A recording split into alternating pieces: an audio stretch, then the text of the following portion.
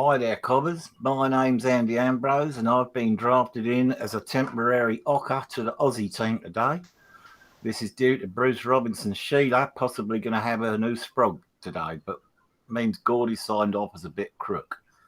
I must have a kangaroo in the top paddock to agree to being an honorary true blue this arvo, but look forward to a real chockers show today with some fair dinkum presenters.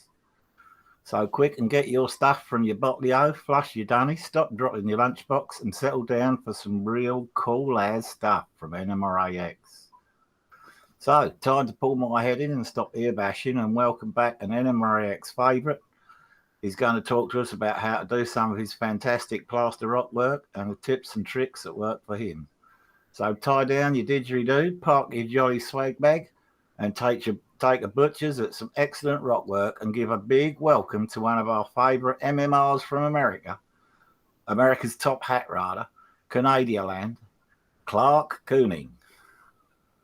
Well, thanks very much, Andy. And to all those viewers out there, welcome to NMRAx. Let me just go to share screen and hopefully all this will work.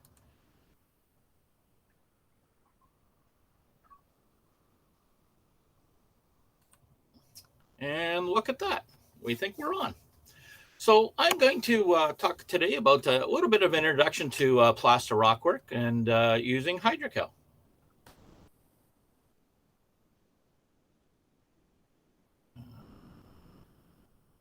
I thought it was.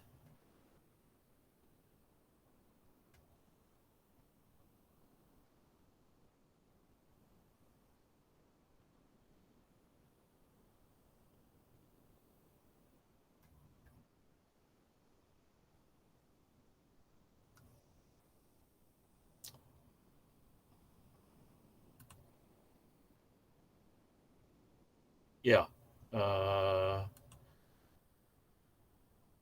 Did it go now? Because I'm in full presentation. Okay.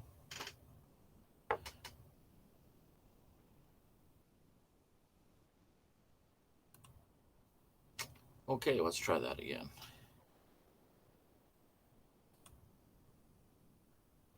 And this is what we were worried about.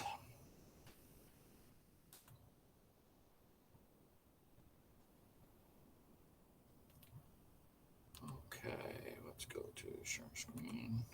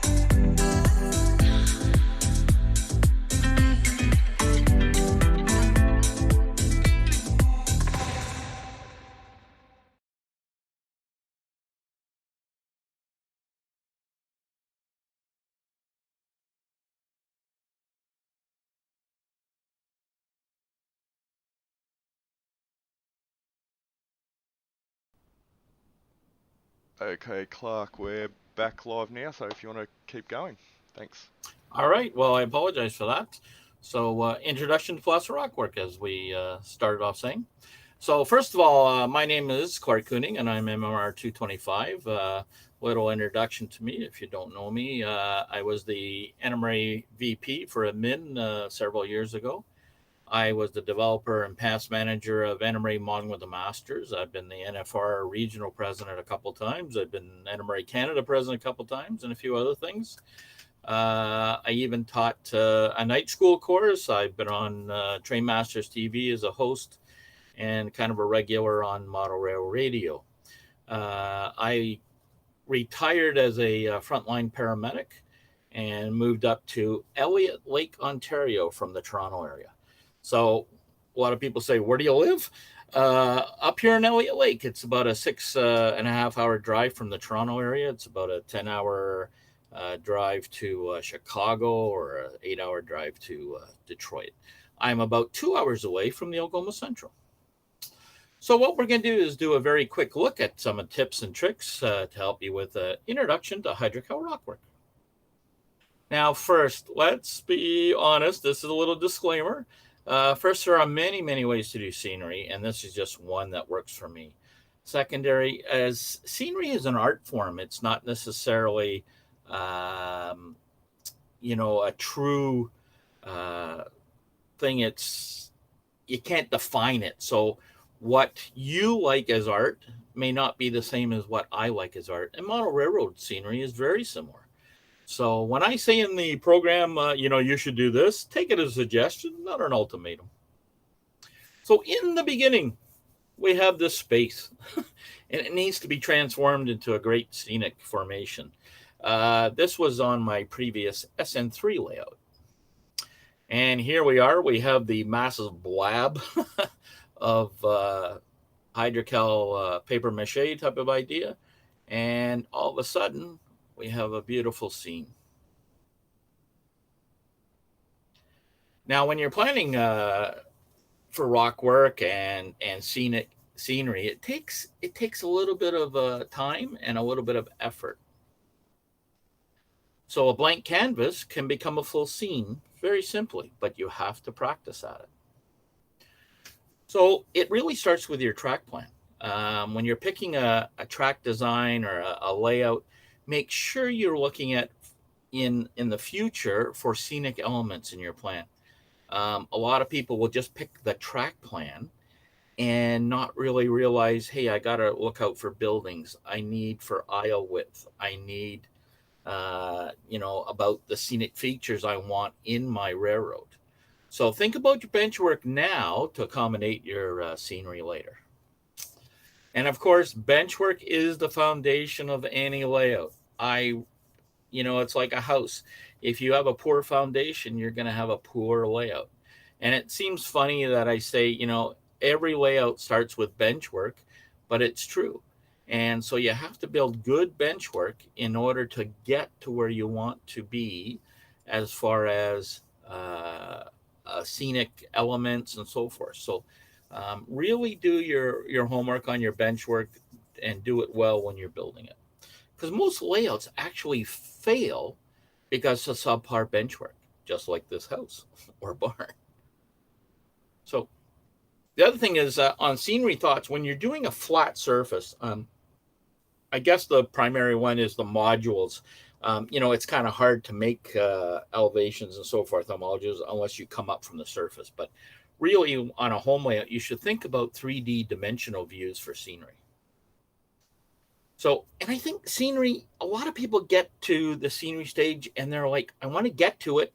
And they build everything really fast, but they don't take time to make sure that they develop the ideas for the scenery, and your layout needs to run perfect. Then you want to actually start on your scenery. So again, don't handicap yourself by not having good electrical and track work before you start on scenery. Do it right from the start, because it makes it so much easier. Now, the hefty lifting, the bench work. That's the carpentry part. That's where you got to lug all the stuff either down to your basement or your garage or wherever you're living. And I call it the heavy lifting stage. So this is my new layout. It's only been under construction for a short time. It's HO standard gauge, and we're going to put in a big scene here with rock work. And so I'm just building the bench work.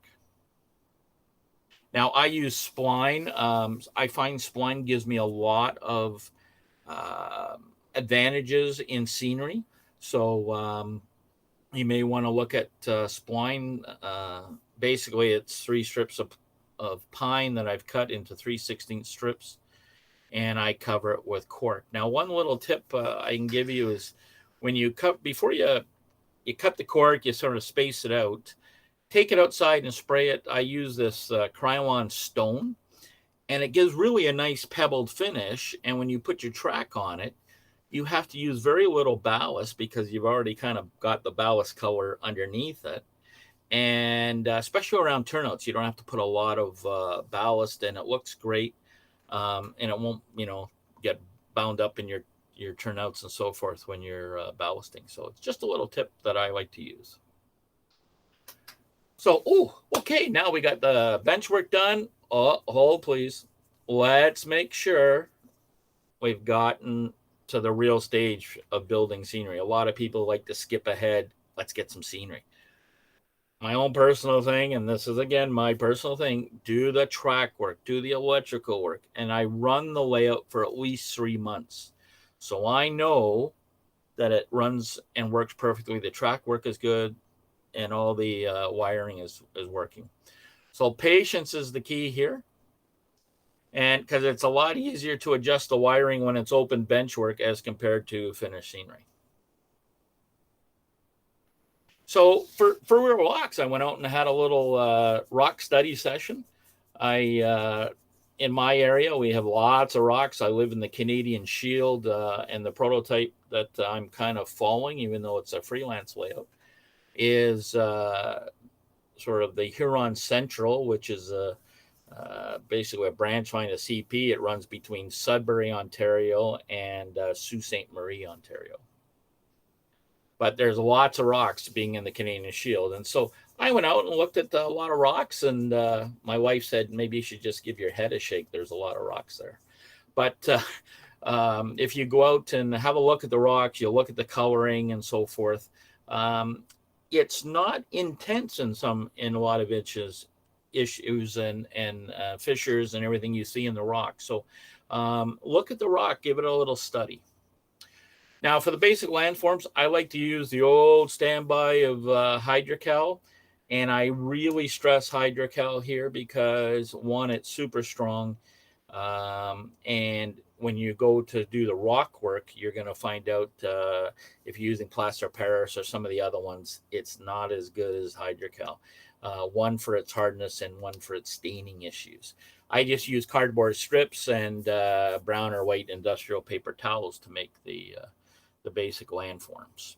So again, to start off, we use our good old hot glue gun and cardboard strips, and I just kind of glue them up against the backdrop and start forming whatever formation I want. Now, in here, that bridge is going to go in. Actually, it's a double bridge, and I just have it there so I can get a rough idea where it's going to be situated and how close I can get to it with the rock wall. So here it is, I've got more of the lattice in. I've cut out the spline and got the 2 bridges in and set up. Now, you'll notice I use plywood underneath here rather than, say, styrofoam or something. And it's because I'm going to put a lake in, and we'll talk about that a little bit more. But I just use the lattice. I weave it through the cardboard and put a little hot glue. A little tip here with that hot glue. Have a little dish with some ice water in it because you're going to burn your little fingers. I do it all the time, and that little bit of ice water really helps.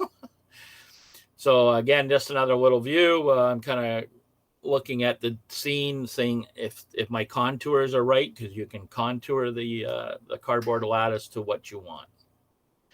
After that, what I like to use is a roller paint tray, and I buy about 4 inserts. And I mix up the Hydrocal into a little thinner than pancake batter mixture, and I pour it into the tray. And then I use that brown paper towel, and you can see on the right or the left hand side, I've got a whole bunch of pieces cut up, and I just dip them into that pancake solution or the Hydrocal in the tray, and then I draw it up the tray, and it knocks off the excess, and I lay it onto the cardboard forms. And then, what happens with the Hydrocal, it dries fairly quickly. So when that happens, you just take that insert out, put it aside, put a new insert in, and just keep rotating them. And then by the time you go through maybe 2 or 3 inserts, the first one is completely dry, and all you have to do is stick it in a green garbage bag, crumple it up a bit, all the stuff falls off, and you're ready to go for the next round. So they work really, really well, and you can cover a lot of area really quickly. And again, I like to use the brown paper towel. It's inexpensive and easy to get, and just cut it up into strips. Now I will make 2 or 3 layers, so I've got a good foundation for my rock work. Now, a lot of people say, oh, can you use plaster cloth? And you can, but for large areas, plaster cloth is fairly expensive. And the other thing is, it's maybe not as fast as what you can actually do with the cardboard and the paper towel. And the other thing is, a lot of people don't use plaster cloth correctly. You see in this picture, you see all those holes. You should never see holes when your scenery is done. It's cast material. You probably have watched people get a cast, or have maybe experienced getting a cast yourself. As a paramedic, I used to watch these cast technicians all the time put casts on, and they would rub that plaster and have 2 or 3 layers of the plaster cloth on, and they would rub it until it became smooth. One, for strength for a cast, but also for the look. And the scenery is exactly the same. Now, if you're going to put rock work right over this, not a problem. But if you're going to start putting grass and scenic elements other than covering these holes up, to be honest, it looks like hell. So try and, if you're going to use plaster cloth, if you get to this stage, take a mixture, use a paintbrush, paint it over with the hydrocal, and hide all those holes. Now we've kind of got the scene, basic scene sort of developed with the paper towels and the lattice work, and I'm just testing out the bridges. Okay, they might fit and they might not. And you'll notice I also use painter's tape to tape everything up, because that plaster goes everywhere. So once your base is ready to accept the rock work, you want to select your molds. Now, the molds I like to use are from Bragdon Industries. You can find him on the internet. These are commercial molds. They're made for repetitive use. They're not cheap, but they are fantastic. And they have absolutely the best detail in them. A lot of the other commercial molds that are made, I think when they maybe made the first 10 pieces off of that original, maybe the detail was there, but eventually it just becomes a flat piece of rubber, and when you pour the plaster into it, you get a flat piece of casting. So do yourself a favor, get these Bragdon molds. They are absolutely the best, and they stand up for a long time. Now, you don't need to get that many. I think on the section that I'm showing you on the right-hand side, I basically use 3 molds. And I would just turn them a little bit. And when you place a mold onto the substructure, or your plaster and lattice, it will form into the shape of your base. And that really makes a distinct difference in the rock molds, because if you just, use them flat, make the casting and kind of glue them on, or like wallpaper, it looks like wallpaper, and you can pick out the pieces automatically. By doing this, you will not find, if you do it properly without sort of a little overlap and so forth, it's hard to find where that mold is repeated. Now, you as the builder may know, but guests will never know it. So the first thing you want to do is sort of dry fit the mold in place where you want to apply it. Now, you'll notice that arrow on it. That is telling me, I've done that before I've done anything, is to let me know the direction of the rock. It's hard to know the direction of the rock once you fill the rock mold. So it's a good idea to mark it out separately. You want the now it can be upside down like this one is, but you want to know which way the rock is running. Now, a little bit for the rock mold prep. You want to take your molds, and if you've been using them all day, you want to clean out all the details and make sure it's nice and clean. You know, on the outside edges, it's still got plaster, as you can see in this photo, but the inside is nice and clean. So you want to spray it with a little wet water. Now, wet water is basically water with a couple drops of dish soap in it. And I just spray the mold. I rub it in a little bit. You don't want it saturated. You just want it damp. And what that does, it helps the plaster, when you pour it into the mold, go down into all those nooks and crannies that the mold maker has made for you to get great detail.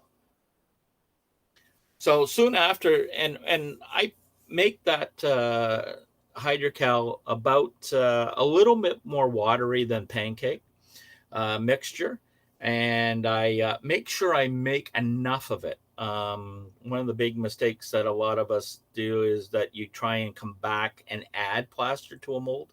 It ain't gonna work. So, and these have such big details in them, in that you want to make sure you fill it right up in order for it to really work for you. So soon after pouring the plaster in, I give it a little light shake and make sure that liquid wet plaster can get into the nooks and crannies. And then I let it sort of sit there for a few minutes. It might take 4 or 5 minutes. It depends on how much humidity you have in the area. Hydrocal sets up pretty fast, so you have to watch it. And then what I do is I take a grip on each side, and I kind of just fold it up a little bit and then let it relax. And those black lines, you'll see these like kind of laugh lines, or like little crevices start to form in the plaster, the top of the plaster.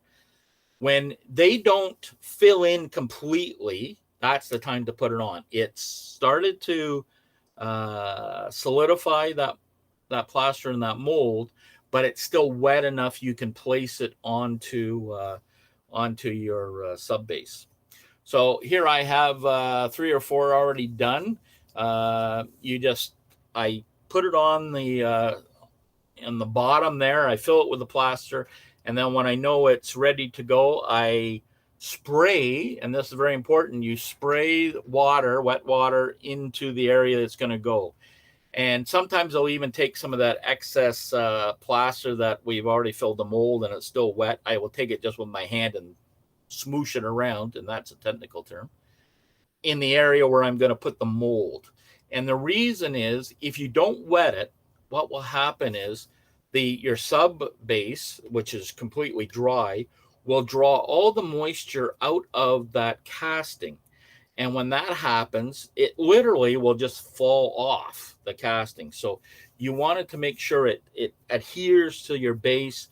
So spray it with some wet water, and if you got a little bit of extra sludge left over in the bucket from pouring the casting, just smoosh that onto the plaster. Now you can see I've already done several here, and there's also another one up here that's drying. Now, one of the tricks is to overlap a little bit each rock work. You don't want to space in there, and I'll tell you why.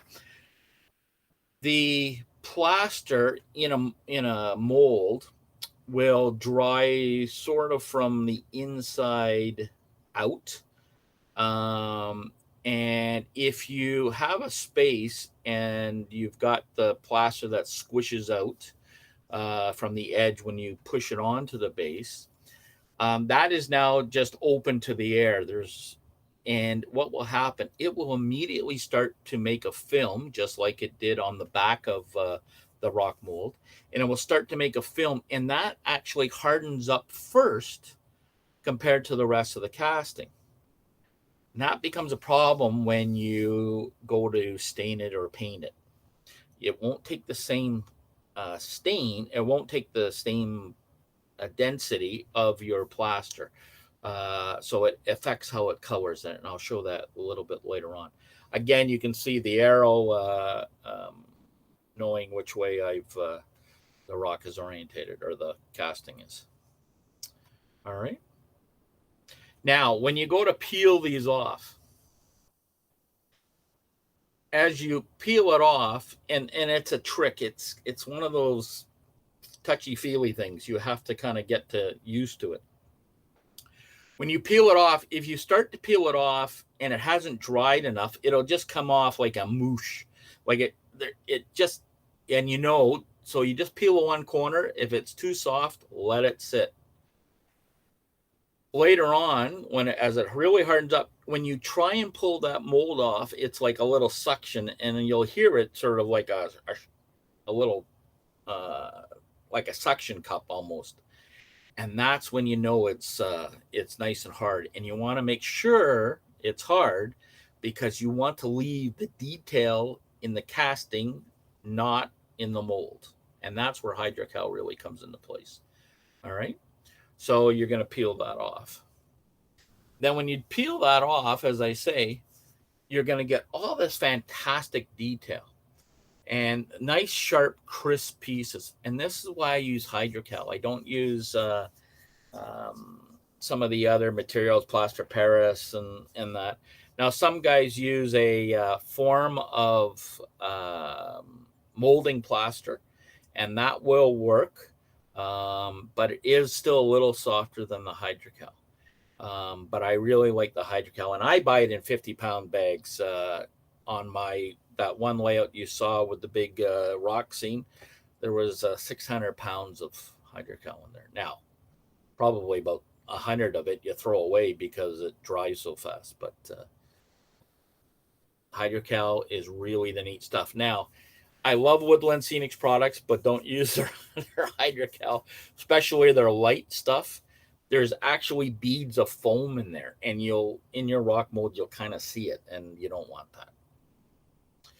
So again, I've pulling off all these rock molds. Now, as you pull them off, you want to take a little knife or a palette knife. I use an X-Acto blade. I've used a fork, and you kind of want to blend the one edge into the rock ahead of it. So just take your time.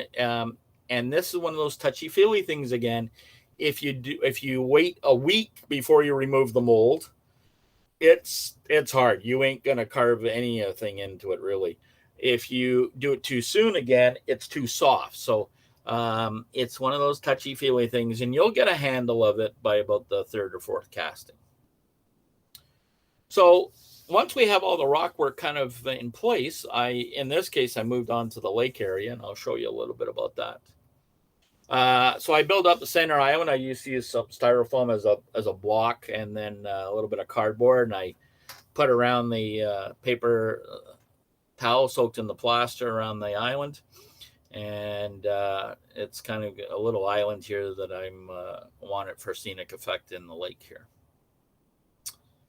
All right, so here's another rock mold. You'll notice I formed it right around that. I don't like to use my rock molds and sort of glue them on, as I mentioned. I like to always form them around the base of the base scenic elements. So here's another one. It's the same mold that I used in front. I just carried it around to the side, and when I pull this off, I'll use that paint roller cleaner and a X-Acto knife and sort of blend the edges in, and there's what it looks like. Now you can see, I'll use my cursor, you can see up here where it's squirted out, and it's important you go in there and kind of scratch it a little bit and do some work. As I said, that will dry differently than the rock work that's in the mold, and you'll notice it when you come to stain it. It's sort of like painting wood. When you are building a wood car or wood building, you want to pre-stain it and then add glue so that the stain will go into the wood. If you glue it first and then you try to put stain on it, you'll see the glue mark. So here's kind of what it looks like. I'm just testing out the bridges and getting an idea how the scene looks. And it doesn't look too bad. So, okay, I'm going to continue on. And One of the things, again, with plaster and hydrocal, you get these fantastic details and so crisp. So that's why I really stress using the hydrocal for the molds.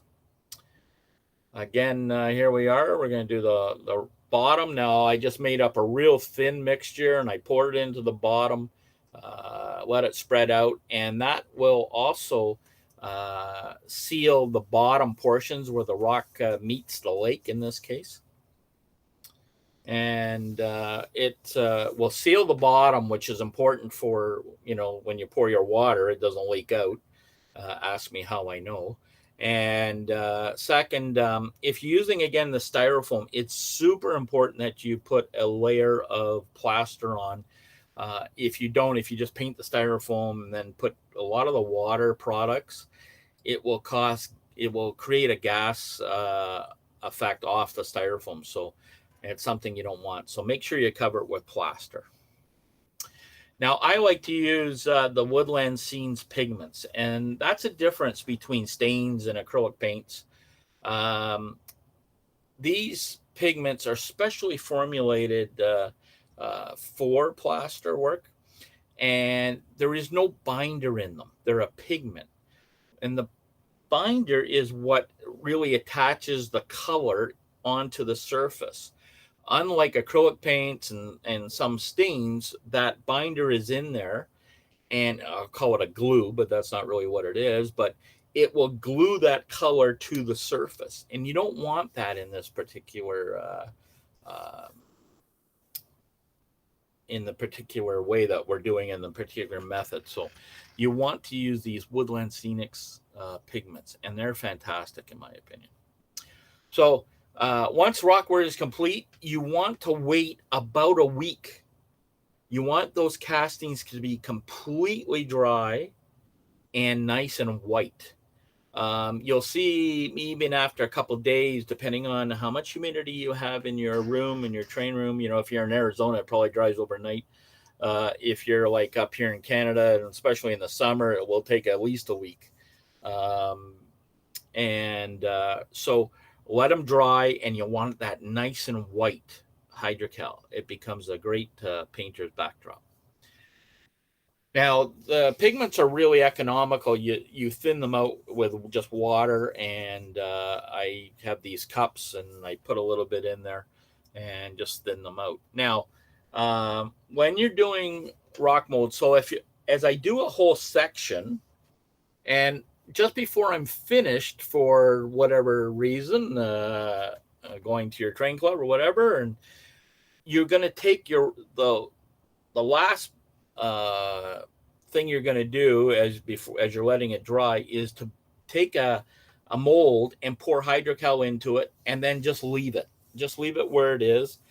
You can leave it flat. You're not putting it on the railroad, and that gives you a test mold or a test casting. Here it is up here. So when I come back, or am starting the rock coloring process, I will test it on my test piece to make sure I've got the right color and the right intensity that I want. Okay. Now, as I mentioned, plaster will develop a skin when it's not in the mold. I've mentioned this a couple times. So you can see it here. Here's some of the squirted down. Now, I got this to blend in fairly well with the rock work, but you have to really work at it to get it to color properly. Now, one of the tricks that I've been using is when I take or when I see that squirt out, that little bit of extra, and I think, well, it's going to stay there, I will take a bit of saran wrap or the plastic wrap, and I will put it over that section. And what that does, it becomes similar to the mold. It prevents the air getting into the top of the surface, and it has to dry from the other side. And that has helped quite a bit in taking care of that skin in order to color the rock. Now we're going to talk about just coloring rock. I like to use stone gray. It's got a bit of a green in it as my main. I use raw umber and burnt umber. I also use black and a yellow orca. Now the yellow we're going to talk about, and the black we'll talk about as we go. So I mix them up in these. These are old little bottles that I've had from cranberry juice or whatever, and I put a squirt of the pigment into them, and I mix them up with water, and I'll fill them right to the top so that I know I've got that same color for a lot of rock work. And again, I test it on my test pieces to make sure I've got the right coloring. Sometimes you have to add more pigment. Sometimes you have to add more water. Then I like to use sponges. I don't use a paintbrush or anything. Now I've used on very large areas, I've actually used a spray bottle, which also can work. But generally, even on a big surface, I like to use the sponge brushes, or a regular sponge, or a makeup sponge. So here we go. So after, again, you want to wait at least a week for your castings to be ready. Now remember that test casting. Here I am testing the colors on that test casting to make sure I've got it right. All right. So if it's not right, you adjust and come back. Now, this is also important. So let's say you do a whole section. Your wife says, hey, it's time for dinner. You go up and you come back down. You want to retest your coloring. Maybe you have to make some more. You want to retest it. You can check to see how close you are. And it doesn't have to be bang on, but it has to be relatively close so you get a consistency in color. We don't paint rock work. We don't brush it on as such. You want to dab it with the sponge, or in this case, the sponge brush. You want to dab it. And we do it kind of in a leopard, what they call the leopard method by some modelers. You just randomly put the color in. Now, you can pick certain rock highlights on a couple of the pictures, and then as we get into them, I'll show you. I chose to put brown or the burnt umber in, or a little bit darker or a little bit lighter. And I chose those to pop those elements out. And it was just a random thing. I thought, oh, that would look good to bring that rock formation out a little bit. So that's all I do. I kind of just dab around, and then I fill in with the gray. So you can see up here, I actually put this in first. I used the burnt umber or the raw umber, and just put that in. And everybody says, well, you should start with a dark color, or start with a light color. No, because we're dabbing, we're kind of picking areas. So I tend to put some of the browns in first. And what that does, it will seal that plaster to a certain level. It won't completely seal it. And then when you come over with, say, the stone gray, it will change it slightly, but the predominant color will still be the browns or whatever. So you can see here, I wanted that down here because it's going to be a river bottom in here. And so I picked out those sort of scenic elements of the rock and made them stand out a little bit. But overall, I like to use the stone gray as my base color. Again, the sponge. Thank you. And I just got a little warning for time, so that's what I was acknowledging. So I like to use the sponges as well, and they work really well. So here I am using just a makeup sponge, which you can buy at a dollar store, and I'm making a run sort of in the plaster casting. You can see it here. I've taken a line and kind of built that in.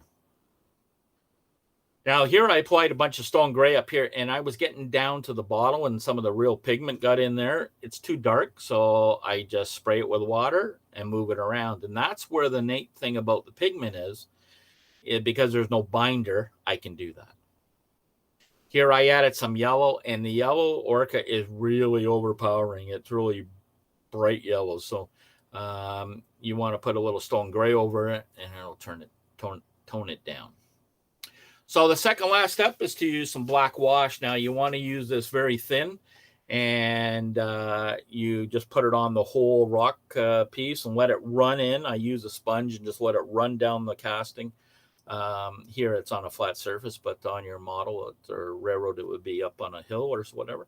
And just now it will dry about two shades later, lighter, as will all the other pigments. So you can you can add more black to bring out those crevices, but you can't subtract. So do it very light. Here's another piece of rock work that I did, and you can see how the black has really come out and done all the shading and creates that shadow effect. Now I also went in with some of that burnt umber and sort of just dabbed it in spots here. Even though it was dry, I could go back in and again highlight certain rock or outcropping details. So the plaster work, it looks a little transparent, and that's how I like myself personally. I like that look, and it looks like true rock work. Now you can add some little details, such as a little highlight some of the fissures and the runs by just taking the sharp point of these sponge brushes, put some full strength burnt umber in it, and I just kind of roll the brush along, and you can see here how you can highlight some of those areas. And if it gets up on the rock, you can just take your finger and kind of moosh it around. Some people like it, some people don't. They say it looks too much like lines, but the trick is just to get it to be as natural as possible. Final step is to use your scenic cement, and you put it in the spray it full strength, and that is the binder. That will now seal that rock work coloring, and it won't move. And you can't sort of move it around, and it won't fade. If you don't use this, it will fade because of UV light. So again, the real rock work and then our plaster rock work looks pretty similar. Here's that scene sort of finished here, and I'm going to have to go a little faster because we want to get to the end. So here I am just going to doing the river part, adding some stuff. Here I've added the water. Look at the reflection of that rock. Pretty neat. And then that's the full scene. That's not quite finished, but pretty close.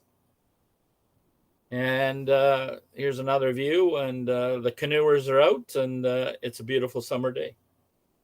So that's it for now. I hope you'll give the plaster rock work a try. And if there's time for questions and answers, I'm here. Well, we've got quite a list of questions, Carp.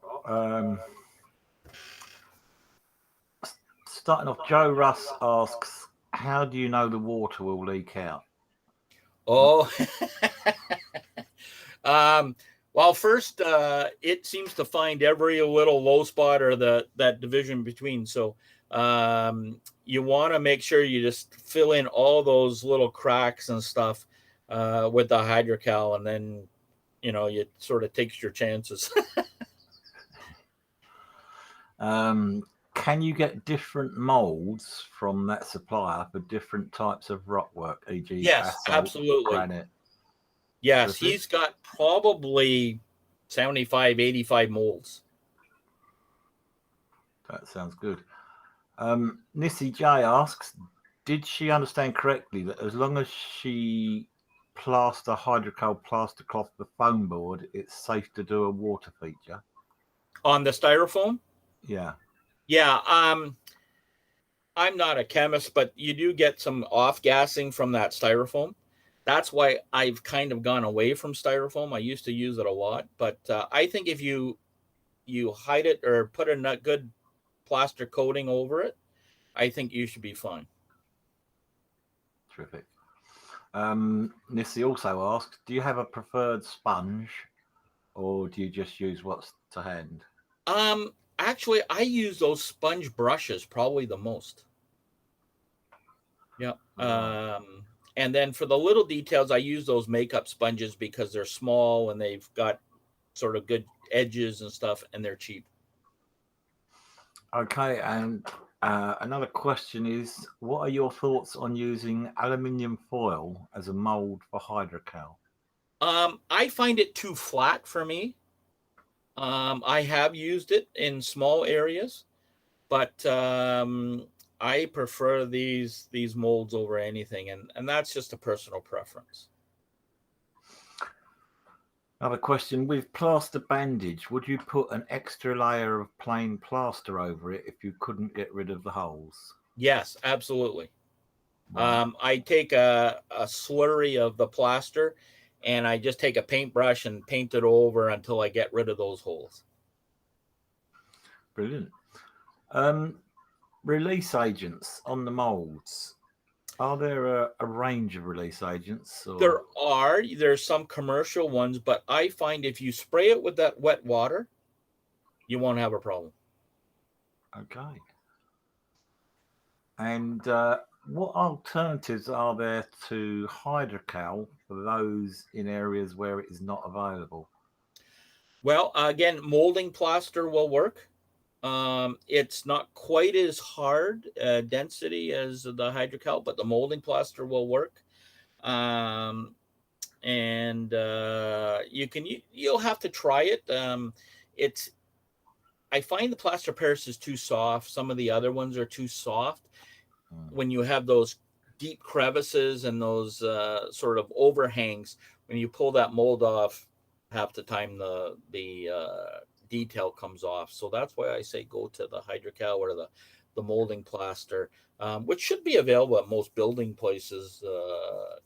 I would even think across Europe and North America. Okay. And finally, assuming the back of the hydrocal mold is flat, what would you use anything between the how can I put this? If the mountains that you've just created are sort of fairly undulating, right, would you use something else to create a flat surface behind the mold when you apply it? No, I don't think I would. If it's fairly well, you want it undulating because the mold is wet, it will form right around that undulation, and that's what you want. Right, yeah. Because what you want, you don't want a flat surface like you're putting wallpaper on a wall. If I should maybe go back to one of the pictures, you will notice that there's actually the same mold 3 times, but you won't notice the difference because of the curvatures of the mold. Got it. Well, thank you very much. That's I absolutely love your stonework. It's absolutely brilliant, I think. Well, thank you. I've seen a few shots of it here and there. I've really enjoyed that part of the hobby, and I don't know if we can do this or how our time is. I was going to just show one picture, and I could show you like 3 molds in a row, but one is upside down, one is up, and you won't notice it because of the undulations of your base. Right. But maybe we'll do that next time. Maybe another time. It's probably safe to say, Clark, that we've missed you on the show for the last few sessions that we've had, and I believe Speed's already working behind the scenes to try to get you in for July sometime. So I look forward to it because your clinics are great, and I'm sure everyone else does as well. So we might thank you now and cut to an ad, and we'll be back with the next clinic if you've got nothing else to add. No, I'm good. The problem is it's fishing season until September. So unless I got bad weather, then we'll do another clinic. But no, always happy to help you out. And to all the viewers out there, if you're not an NMRA member, support the NMRA and this program by joining. Thanks, Absolutely. Clark. You're welcome, guys. Thank you very much.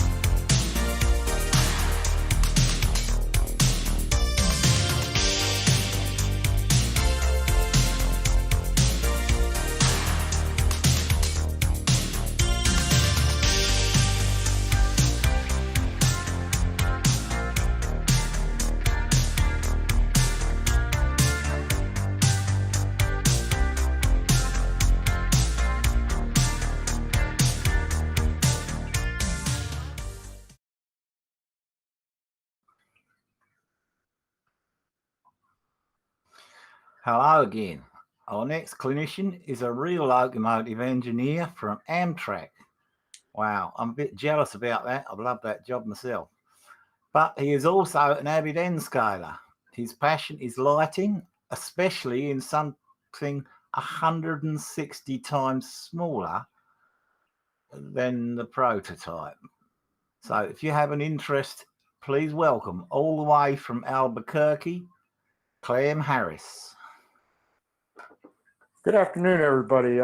My name's Clem, and thank you for the introduction. Most days, the Amtrak gig is a pretty fun thing to be able to say that I do for a living. I was asked to do a presentation here today for adding lighting to N-scale locomotives. And in my cover slide here today, you see one of my projects. I've got a quick video snippet of about 2.5 minutes I'd like to show everybody of what is available and can be done with today's decoders and with a bunch of LEDs.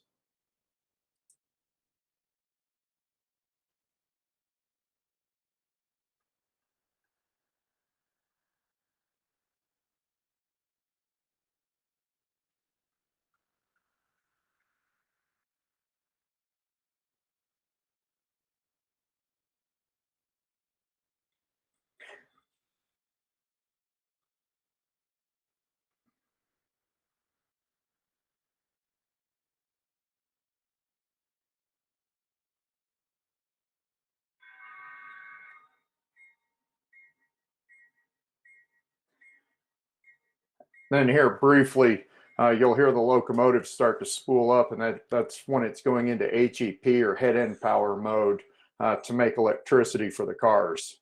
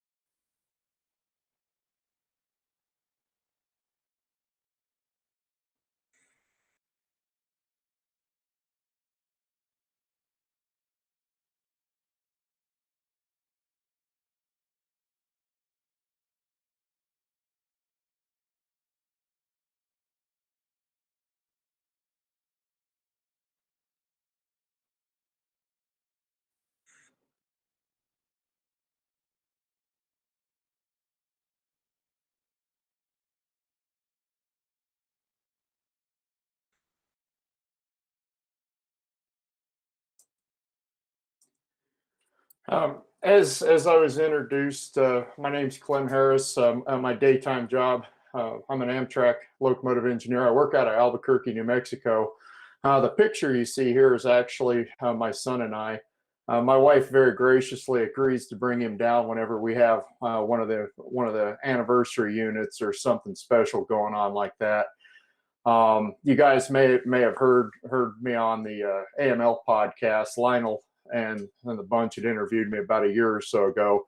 And I've been real big into N scale. I've been in and out of the hobby off and on for a few years, but then in the last 6 or 7 years, I really kind of jumped back in with reckless abandon.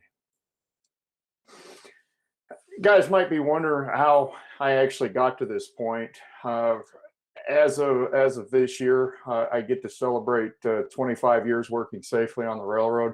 In that time, I've worked a lot of night jobs, and lighting has always been a bit of an interest to me. whether it's step lights, the flicker of a firebox, a steam locomotive's firebox. I've always enjoyed the challenge of trying to duplicate some of what I see out in the real world and try and duplicate it down into N scale.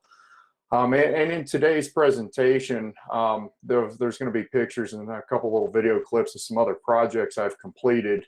But the primary focus today will be adding some of the lighting to the P42 in the video, like the video that I just shared.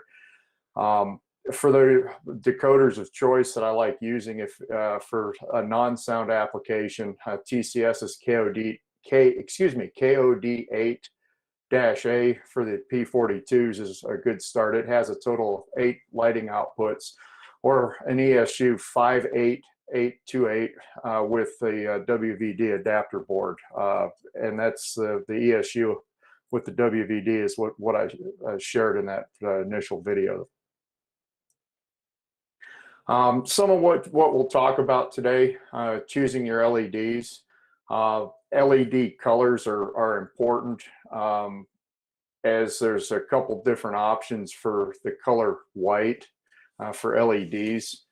We'll talk a little bit about decoders and their lighting function outputs, presenting an option of, for those of you that like sound, like I do, or if you don't want sound. I understand that can be a little bit of a hot button topic sometime. We'll be talking a little bit about that. Some of what it takes to get the installation done, getting your locomotive taken apart, getting your wires routed, and then going back and soldering everything. And then we'll briefly touch on some of the programming today. It's not meant to be all inclusive, but just to get you pointed in the right direction. What is an LED? It's simply a light emitting diode. The biggest draw to using LEDs, they do not generate any heat like a grain of wheat or an incandescent type bulb that used to be prevalent in the hobby. As you see in this picture, this is an 0402 LED sitting on top of a American penny. And you can see that the LED, the small yellow rectangle there, is right about the size of the mint stamp on this penny. The first 2 digits in identifying the size of this LED are the length, the 04 portion, and the last 2 digits are the width, expressed in millimeters. One of the biggest things to remember is that LEDs are polarity sensitive. The anode, or the positive side, goes to the power source, and the cathode, or the negative side, goes to your on-off switch portion of your decoder board. It's not a big deal if you accidentally wire it up backwards. You're not going to burn it up or anything. It just simply won't work. I can't even begin to tell you the number of times that I've sat down and I've gotten a project all soldered up, only to realize that I wired up an LED backwards somewhere in the process. So it's a simple fix if you do manage to get one that doesn't work. In buying LEDs, this was a quick search at eBay recently that shows there were almost 700 results available. I'm like most everybody else. I want to do this in a fairly cheap and reasonable cost manner, so that I started buying my LEDs via eBay. You can buy them pre-wired, which I prefer, or if you're a big glutton for punishment, or you have the ability to be able to solder little teeny tiny things, you can actually solder them up for yourself if you choose to go that route. But for my own happiness and well-being, I buy them pre-wired and just try and keep this fairly straightforward. I do know that you're able to get you're able to get these LEDs from a lot of different sources, whether it's Amazon. I know TCS offers their own, and it just depends on what you're willing to do in the process. As far as decoders or WVD, Yankee Dabbler has been my go-to for the ESUs and the WVD boards. They by far have had the best prices available.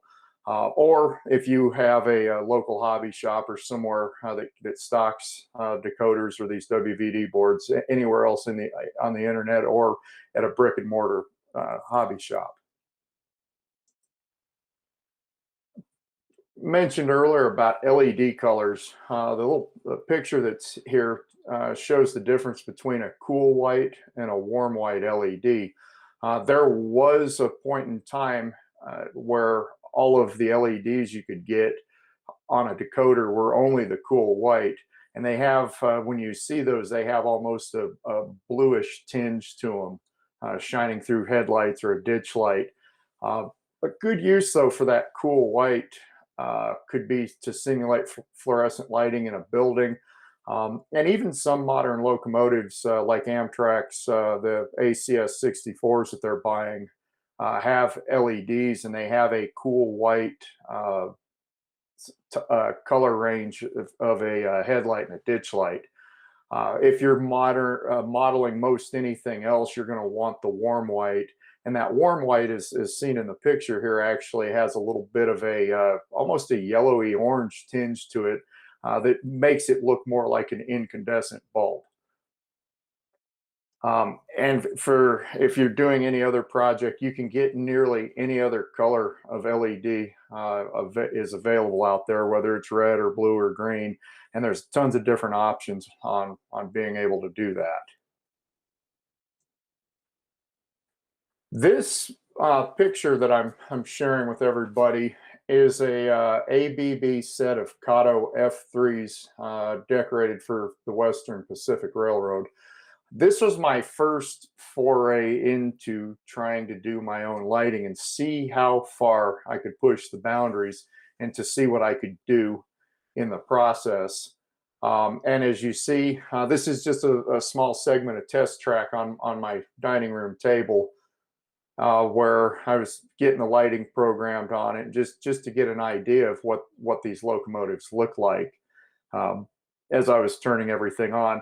These locomotives have TCS's KO8 series decoder in them that has a total of 8 different function outputs. And so it was a challenge, just kind of a challenge to myself to see how far I could go with this.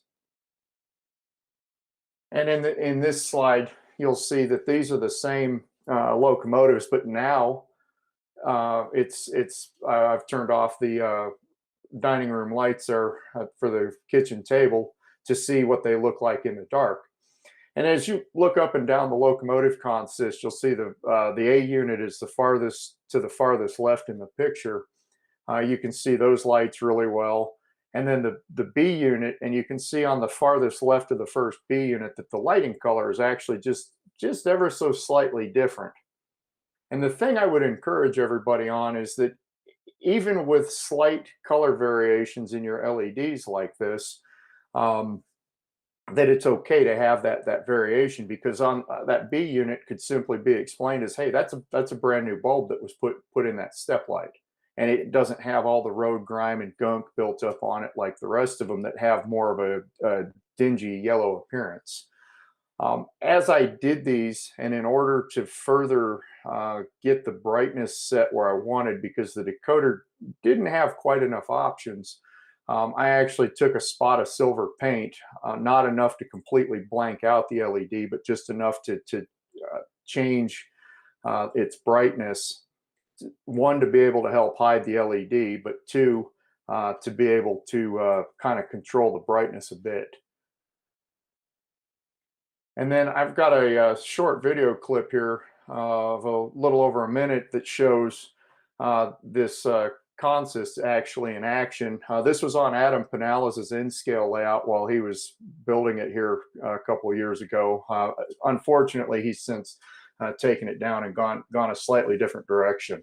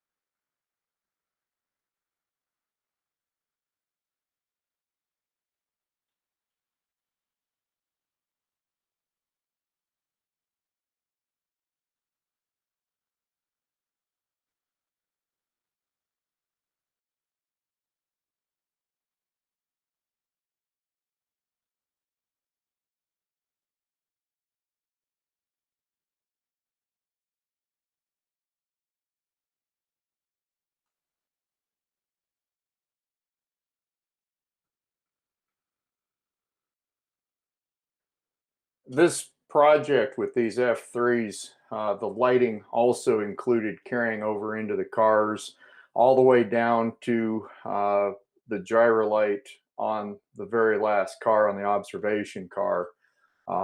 This was kind of this project was just a big test just to see how far I could push myself.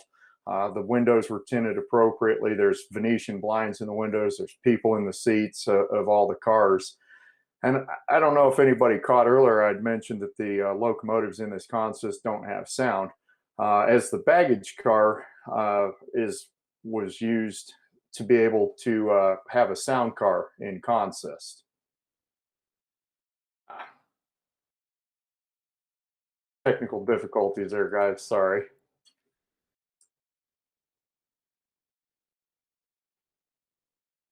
And I had mentioned a little bit earlier too about an interest in steam.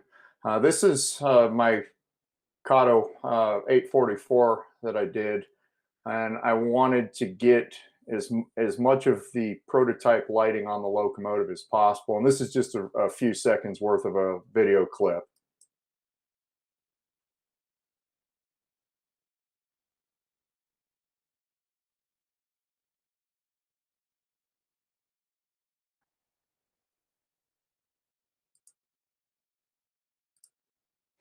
And this was a picture that I took on after 844 went back into service. But if you look all the way up under the running boards, up near the cylinders of the locomotive, you can actually see some of the service lights that are on and part of the locomotive.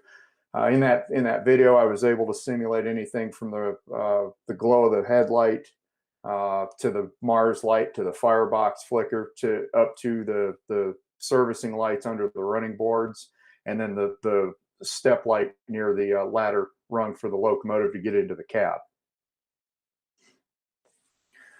There's nothing more hotly contested in the hobby than guys talking about sound or no sound. And so in order to be fair to everybody, we'll talk a little bit about some of the sound options and the no sound options. ESU has got drop-ins available, and there's a lot more drop-ins coming soon. With the use of the WVD adapter board, that allows even yet another round of options for like the P42s and some of the F units. Soundtrax currently has a relatively new drop-in sound option. The minor drawback to it is it only has 4 lighting outputs, which is not enough to power like step lights for the P42 that I shared. Digitrax has some sound options, but not near as many lighting outputs. And then for sound, another option, as I shared in that California Zephyr set video, I used a sound car. I was able to put that all together and put sound in the baggage car.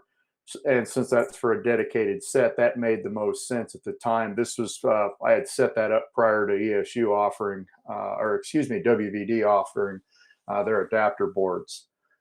For those of you that don't want sound, you can use the WVD adapter board with one of the low pilot decoders and still get the same number of outputs available.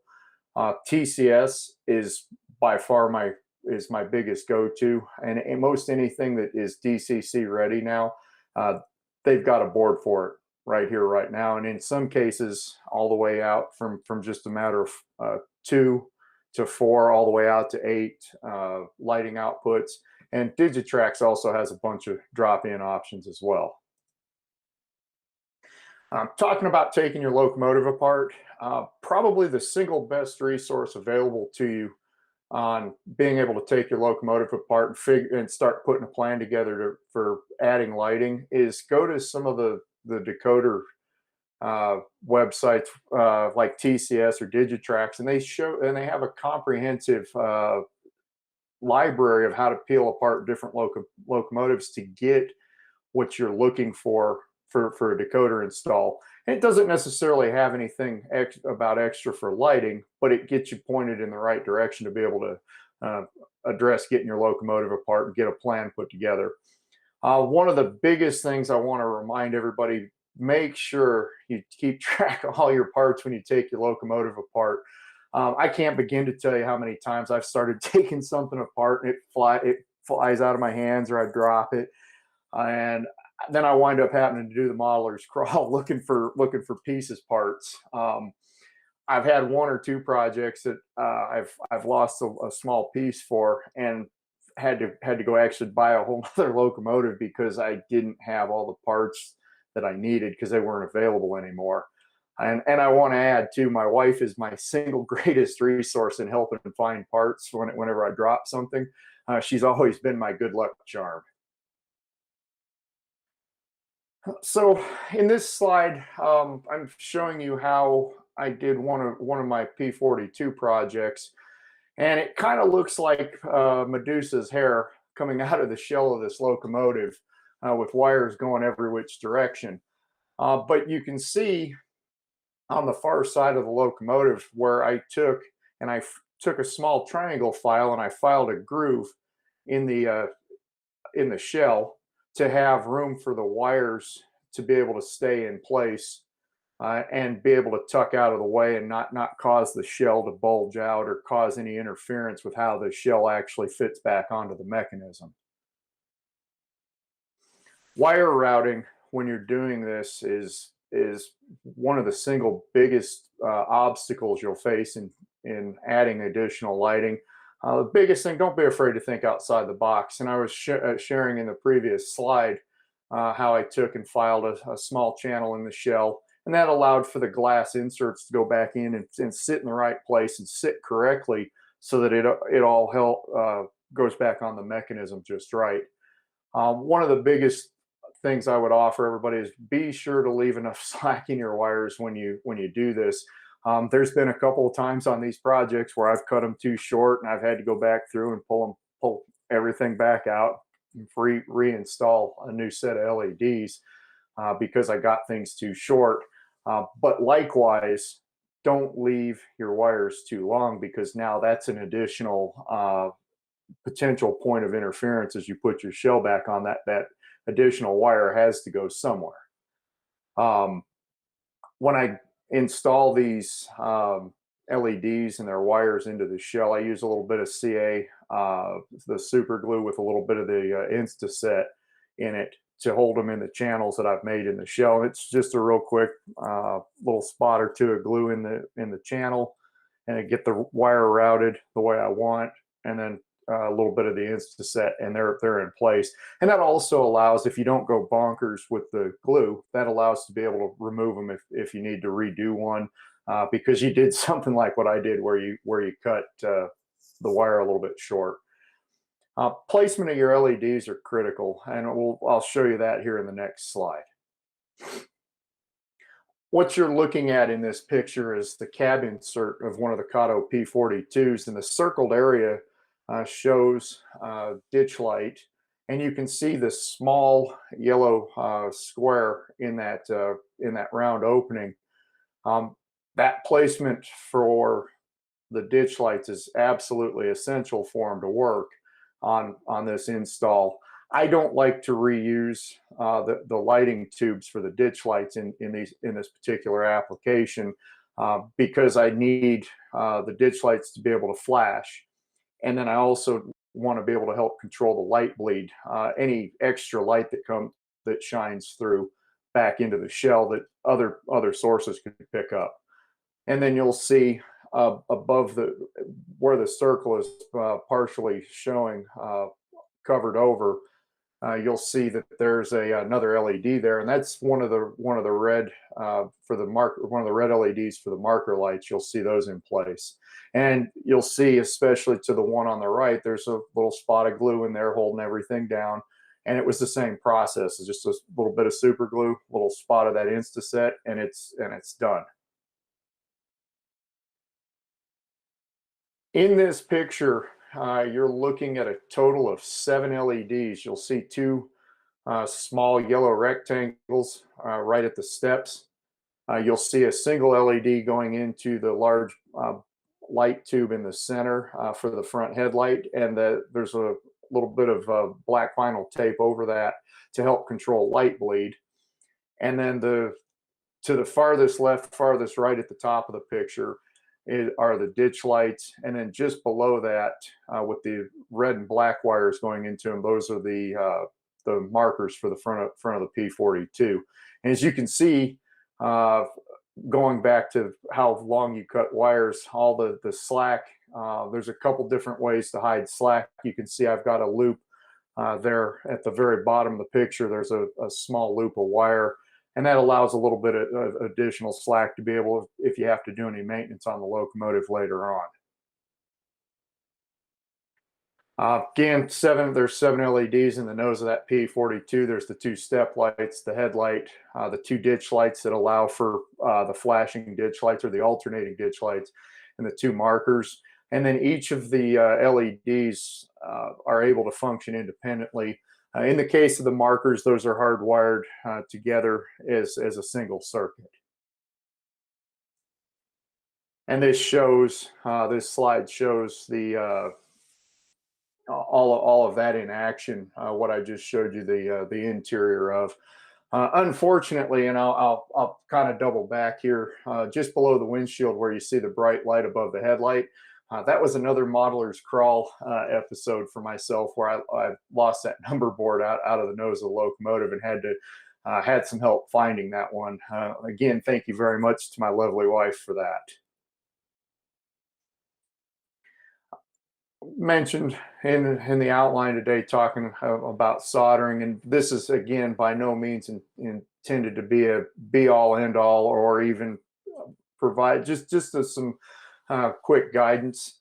The biggest thing I can tell you is make sure you follow the manufacturer's instructions. And as a prime example, TCS doesn't want you to use flux paste on any of their boards, because that paste is slightly acidic, and they just don't want you to do that. And then make sure, as you're planning your project, that either your outputs have a resistor, or if they don't, you'll need to add your own. I like to take and add in the projects that need them. I like to take and solder in an SMD, a surface mount resistor, in line on one leg of the LED as it's needed. And for me, I've found that consistency is the key. I always add them to the cathode side, or the negative side of the LED.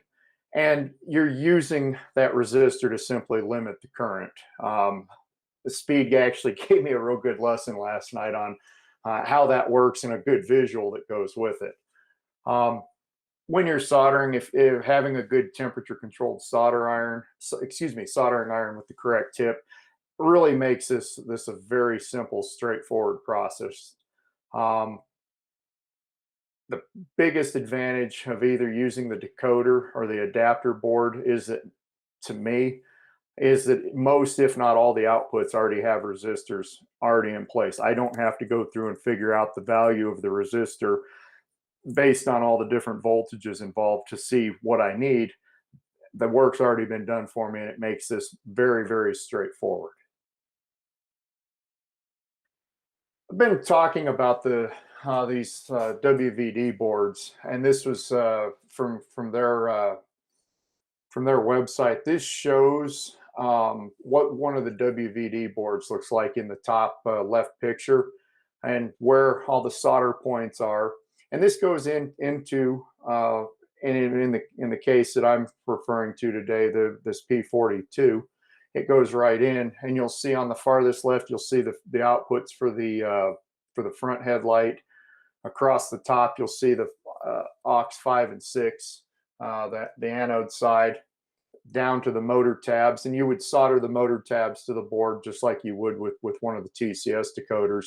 And then right behind the motor tabs, the big gray square in the middle of the decoder is where the next 18 plug is, where you can plug in either one of the 58828 for sound, or the 58818 options for sound, or if you want to use non-sound but still have as many lighting outputs, you could use one of the Loc Pilot decoders. If you have the space, you're actually even able to get a Keep Alive attached to these. And it's you can go just as crazy as you want with the lighting options there. As you can see, there's a total of between the actual decoder itself and what's on the WVD board. There's seven or eight total outputs in addition to the two for the headlights. The bottom right shows the Next 18 type decoder, and the large in the decoder, the large rectangle that appears across it, that's simply the plug. This is literally as simple as just snapping that decoder right into that board once you've soldered up all your lights. Talking about our for our friends that today that aren't into sound near as much, this is a wiring diagram for one of TCS's KOD 8-As that you can use. This has a total, including the headlights, has a total of 8 lighting outputs. All but 2 of the outputs, you'll see the pink purple at the bottom and then the green brown to the farthest right, shows 12 volt for an output. You would need a resistor if you choose to use those outputs, but everything else on this TCS board has all the outputs already on it taken care of. Again, we don't want to go too deep into the weeds on programming because there's a lot of different ways you can a lot of different ways to get the effects that you want based on what you're trying to do. The biggest difference that I've seen in programming an ESU decoder versus TCS is ESU has their loc programmer. It's proprietary to them. In my personal opinion, that having that loc programmer is mandatory to be able to make all the changes in the decoders. And it really makes a lot of the little functions just stand out even just a little bit more. If you don't have a loc programmer, you can make some changes, but it's a little bit more difficult because of some of the CVs you have to change to get into the extended range of the CVs. One of the biggest things I really like about ESU with their lighting options on their decoders is you can make changes on how long it takes for a light to turn on. In the case of the step lights, I actually programmed those to come on at the longest interval during the startup, so that when you first fire up the locomotive, they take a little bit longer to come on. And then I wanted to change the flash rate on how fast the ditch lights alternate or flash. You can go in and change that. If you want to even add the extra half second in that it would take for the electrons to flow from when the engineer turns the switch on all the way to the rear of the locomotive, you can even add that extra half second in there for little things. The biggest thing for sound, especially with ESU, is that you can add or take sounds out of their stock sound sets. And if you get really rambunctious, you can even add your own custom sounds. I haven't quite gotten to that point yet, but that is on my bucket list of things to learn about in the future. This is a sample of what you would see using one of ESU's loc programmers, and some of how you can program and change different things in it for different times. And this one is tied to the some of the random sounds and different things with the random sounds. Getting into the non-sound stuff, I'm a huge fan of TCS. They've had a drop-in available for most any locomotive for quite some time. The simplicity of their programming can't be beat. You can get into and change the CV value for any of your different outputs just simply by having your locomotive using the programming track option on your DCC setup. And you can make all those changes very, very simply. And as I mentioned earlier, one of the drawbacks to the KOD 8-A is that you would need additional resistors for the outputs 7 and 8. Minor point of contention with TCS is that they don't quite have the same option of dimming down lights as much as ESU does. They simply have 4 preset options that are referred to as constant dim, as constant dim 1, 2, 3, and 4. This is a Santa Fe Alco PA1 that I did here not too long ago. This is to replicate the one being rebuilt in Frisco, Texas, the Santa Fe 59. This has a total of 11 different LEDs on it. You can see the step lights. And I'm making a friendly challenge to all our friends that do HO. I have yet to see in HO anybody light up the car body number boards on some of these Alco PAs. I've managed to duplicate this in N scale, and that took quite a bit of creativity, thinking outside the box, up to and including the signature number board that sat above the cab on the Santa Fe PAs. You can see that that's also illuminated. What's not turned on in this picture is either the red or the white Mars, which is above the headlight. This also is a non-sound application using one of TCS's K08 series decoders. It's got a total of 8 lighting outputs. Talking briefly about some of the different functions. This is from TCS's programming. And you can see like CV49 in the lower left column or left box there. CV49 corresponds to the headlight. And then to the box next to the right of it, you can see that if you program 0 for constant bright, that means the headlight will function as constant bright when the locomotive is moving forward.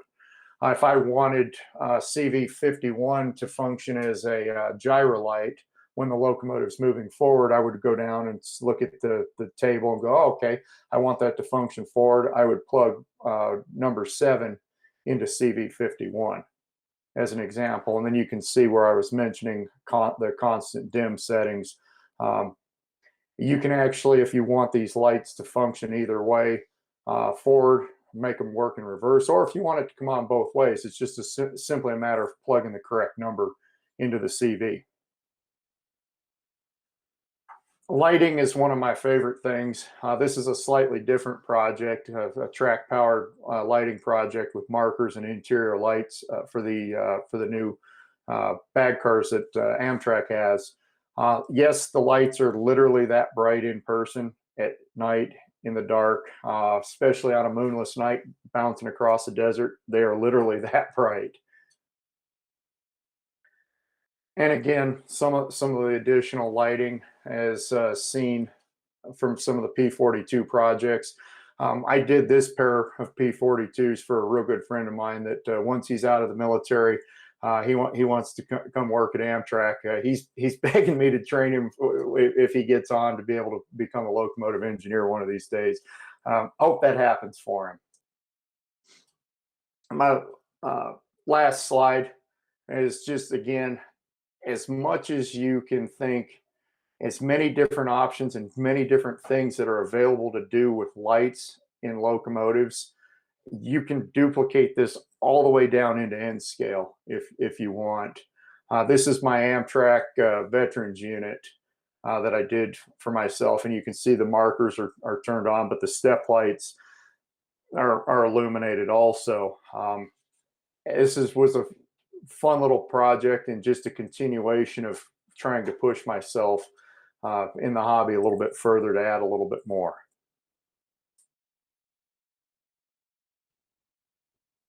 Is there any questions that anybody has from my presentation today? Yep, there's quite a few questions actually. What is the smallest LED you have solder wires to? The one that I'm aware of are the 0402s, and Speed may be able to answer that a little bit better than I can. But as far as what I'm aware of that's commercially available are the 0402s that I shared the picture of next to the American Penny.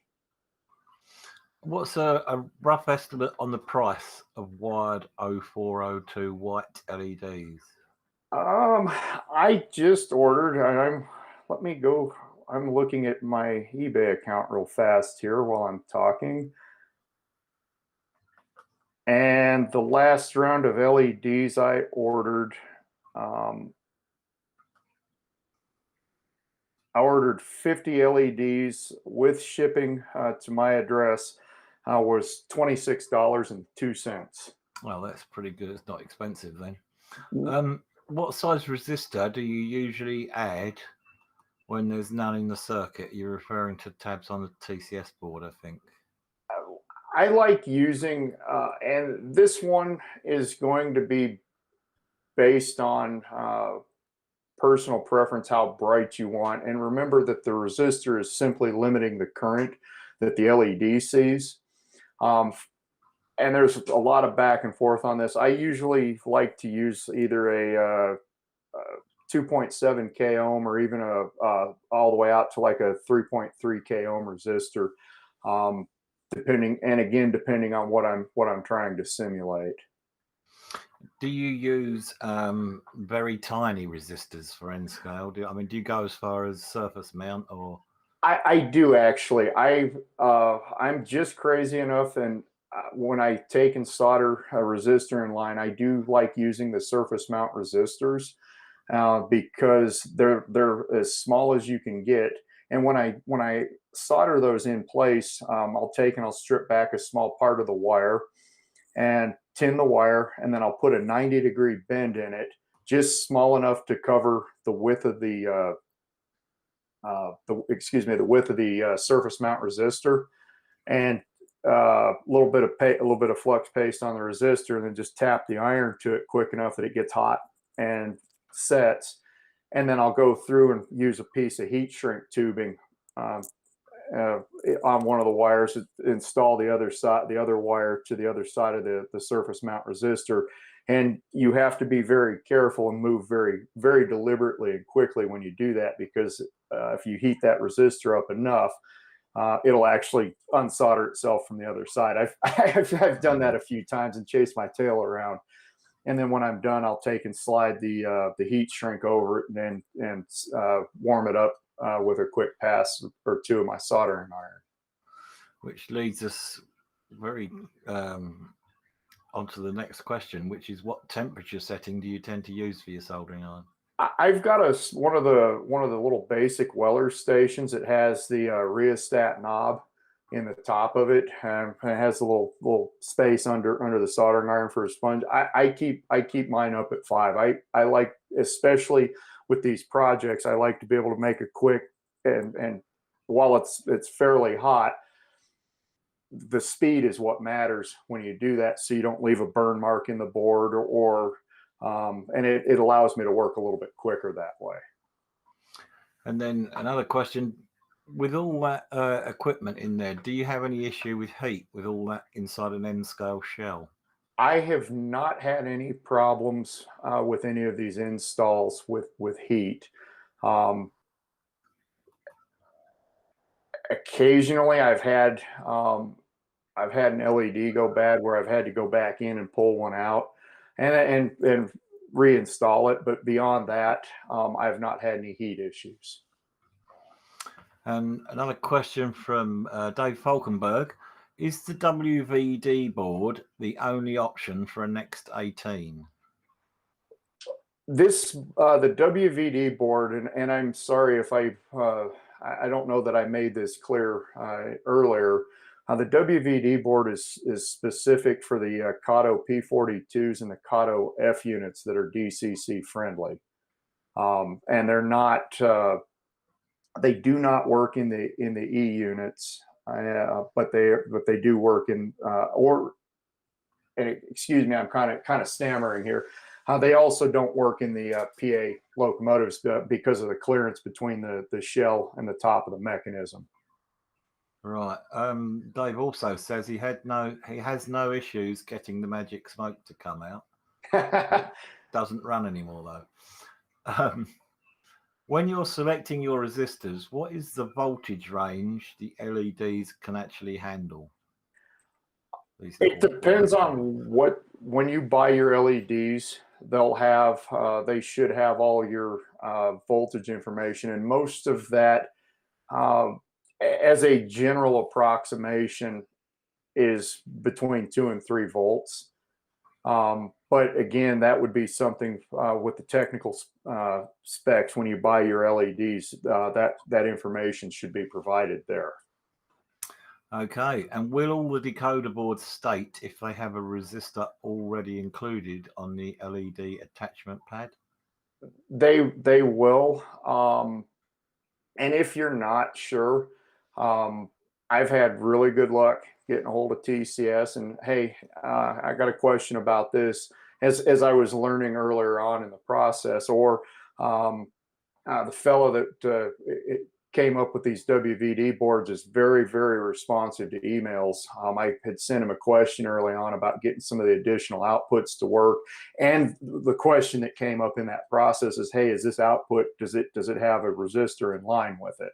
And I've had very good luck with the customer service side of both from WVD and TCS in this case.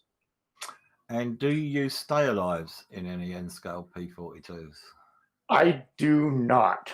ESU has a nifty little feature where you can get in there and program and have the decoder remember what it was doing last. They've got a very minimal amount of capacitance built into some of their boards. There is simply not enough room for a keep alive in these P42s. When I do sound car and I do other projects, especially in like with steam engines where there's a tender and I have all kinds of, I say all kinds, but I have a lot more space to work with. Anything that I can use a keep alive on where there's room, I always do. But these P42s are not friendly for that. Okay, and we've got a question here from the Arctic Circle.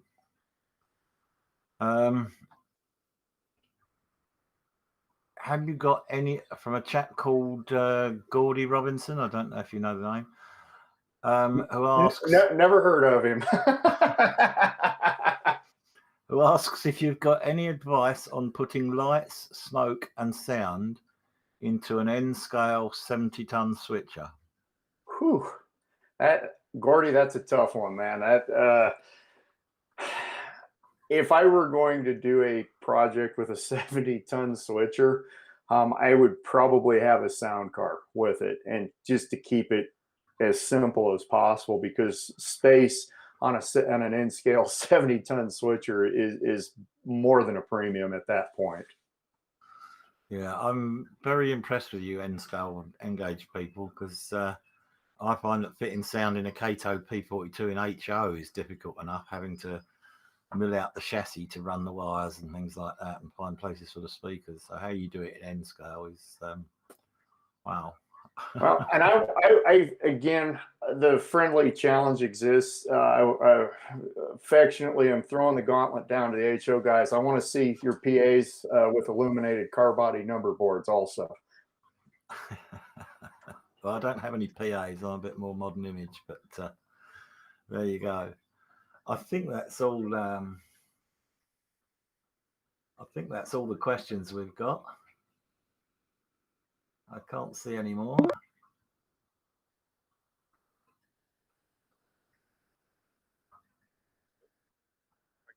Yeah. A cool clinic, and yeah, like Andy said, that work in N-scale is bloody amazing, if I do have to say so. So we'll cut to an ad, and we'll hopefully get you back in the future for another clinic. Awesome. Thank you very much for having me, guys. And big shout out to Speed for helping get some polish on my presentation. Thanks, Speed. Terrific.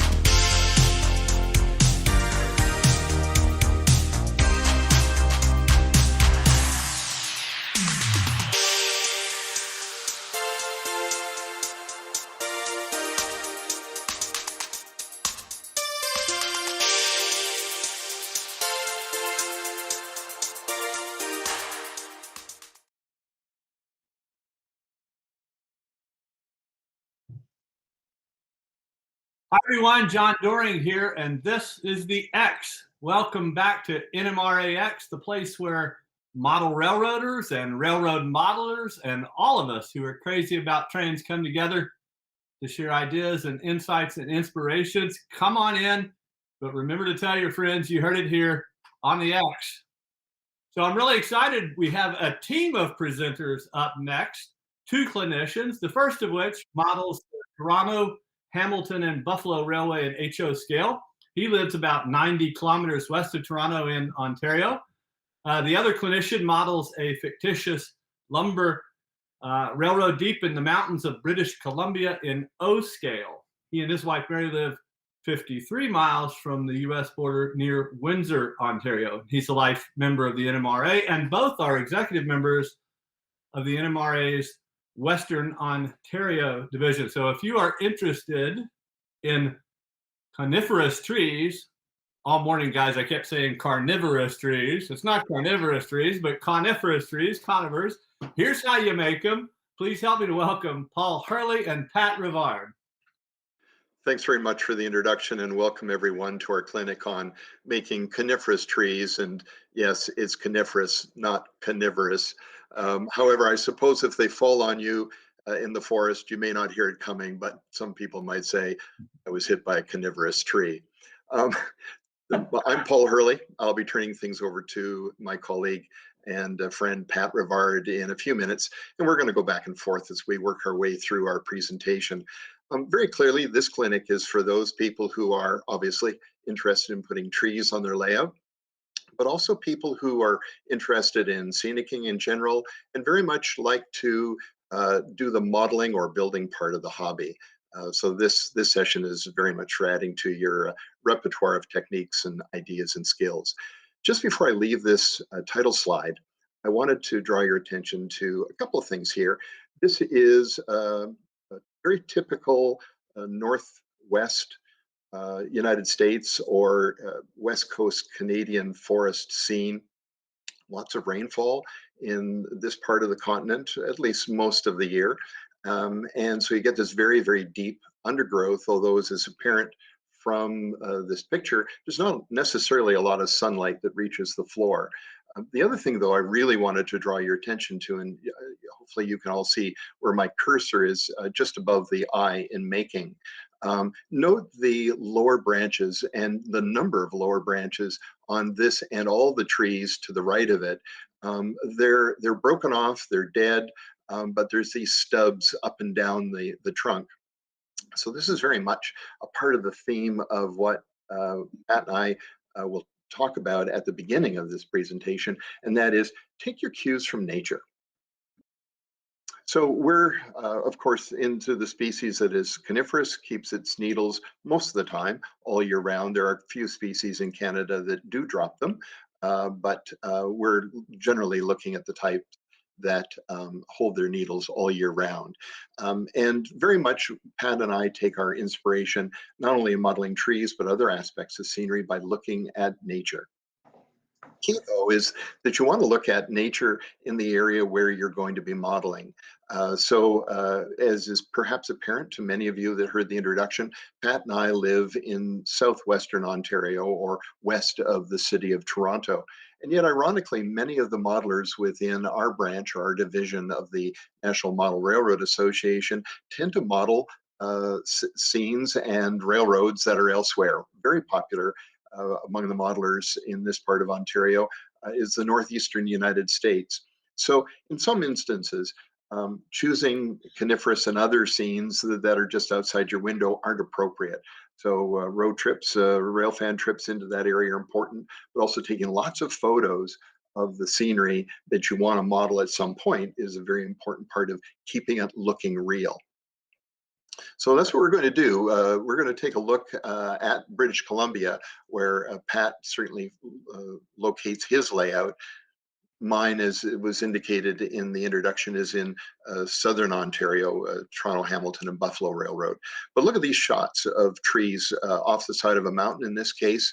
Notice the rugged terrain behind this setting. So these coniferous trees, like many throughout our part of the world, tend to grow in really poor soil, often have wet feet.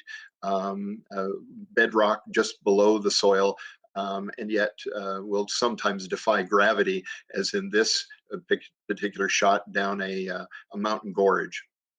Notice the trees having a small, somehow, foothold on the side of the cliff. Note when you look across the ridge line on the far side, though, it isn't necessarily all green right to the bottom. Again, we can see trees with lots of dead branches. In fact, some trees that are gray to the top, indicating that they've died out at some point. Another, seems like a really nice environment, lots of moisture, but there's a lot of turbulence, a lot of air that goes down any gorge. And so trees in this kind of environment are heavily buffeted. And we have some, and I'm sure, in fact, I know I've seen others in other coastal areas around the world where the tree trunks are bent and gnarly because of the constant exposure to strong prevailing winds. So again, we don't have to model everything perfectly straight, and we can take lots of cues from the setting that we're putting our model railroad in. This shot we left in because it's not so much the branches, it's just showing us the tree trunk. I don't know about the rest of you, but I know that when I was modeling or drawing trees back in primary school, I tended, for whatever reason, to make all the trunks brown. But in fact, in the real world, that's rarely the case. Quite often they look like this particular specimen, kind of a silvery gray with lots of striations. And Pat and I will be showing you how we add that texture into the bark surface. Notice also the leftover stubs of branches that have actually now completely fallen off, and a little bit of weeping from some of the ones at the top end where sap begins to come out, and dirt and other debris matter in the air will stick to that and add lots of texture and lots of color variation to a trunk. So really good to remember something like that and perhaps place it near the foreground in a particular scene that you're modeling. So let's take a look at how certainly Pat has executed British Columbia trees on his layout, and then we'll get into the techniques that we've been using to model coniferous trees on both of our layouts. So this is the Valley City Railroad. As said at the outset, it is a fictitious railroad, but set in lumber country in British Columbia. So lots of different types of trees across the ridge line. Some aspen deciduous, the yellow tree interspersed as well, and lots of ground cover showing. Here again, a wide range of different varieties, and of course vegetation attracts wild animals, as seen in the lower right. Well, we've hopefully got modelers from all over North America as well as around the world, and depending on what you're modeling, there's lots of variety. Coniferous trees are on every continent on this planet, and if you don't have good photographs or you need close-up detail, the internet is rich with these silhouettes that you can Google up in images. So here's a sampling from across temperate North America as well as Europe. And the same here. And more from Europe. And notice as well that the variety of different branch arrangements and angles. We want to be conscious of that as we select armature material, how much flocking we add, but also how we attach our branches to the trunk itself. In Australia, look at the great variety here. The Sumatra is a lovely, to my way of thinking about it, gnarly type of tree, very reminiscent of spruce that we'll see along the Lake Superior North shoreline.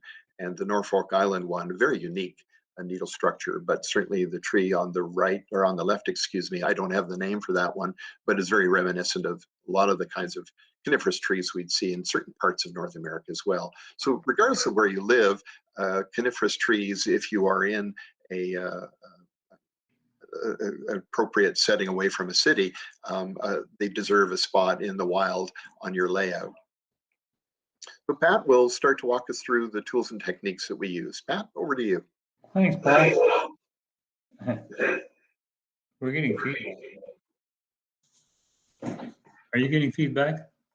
Pat, maybe dial down your speaker.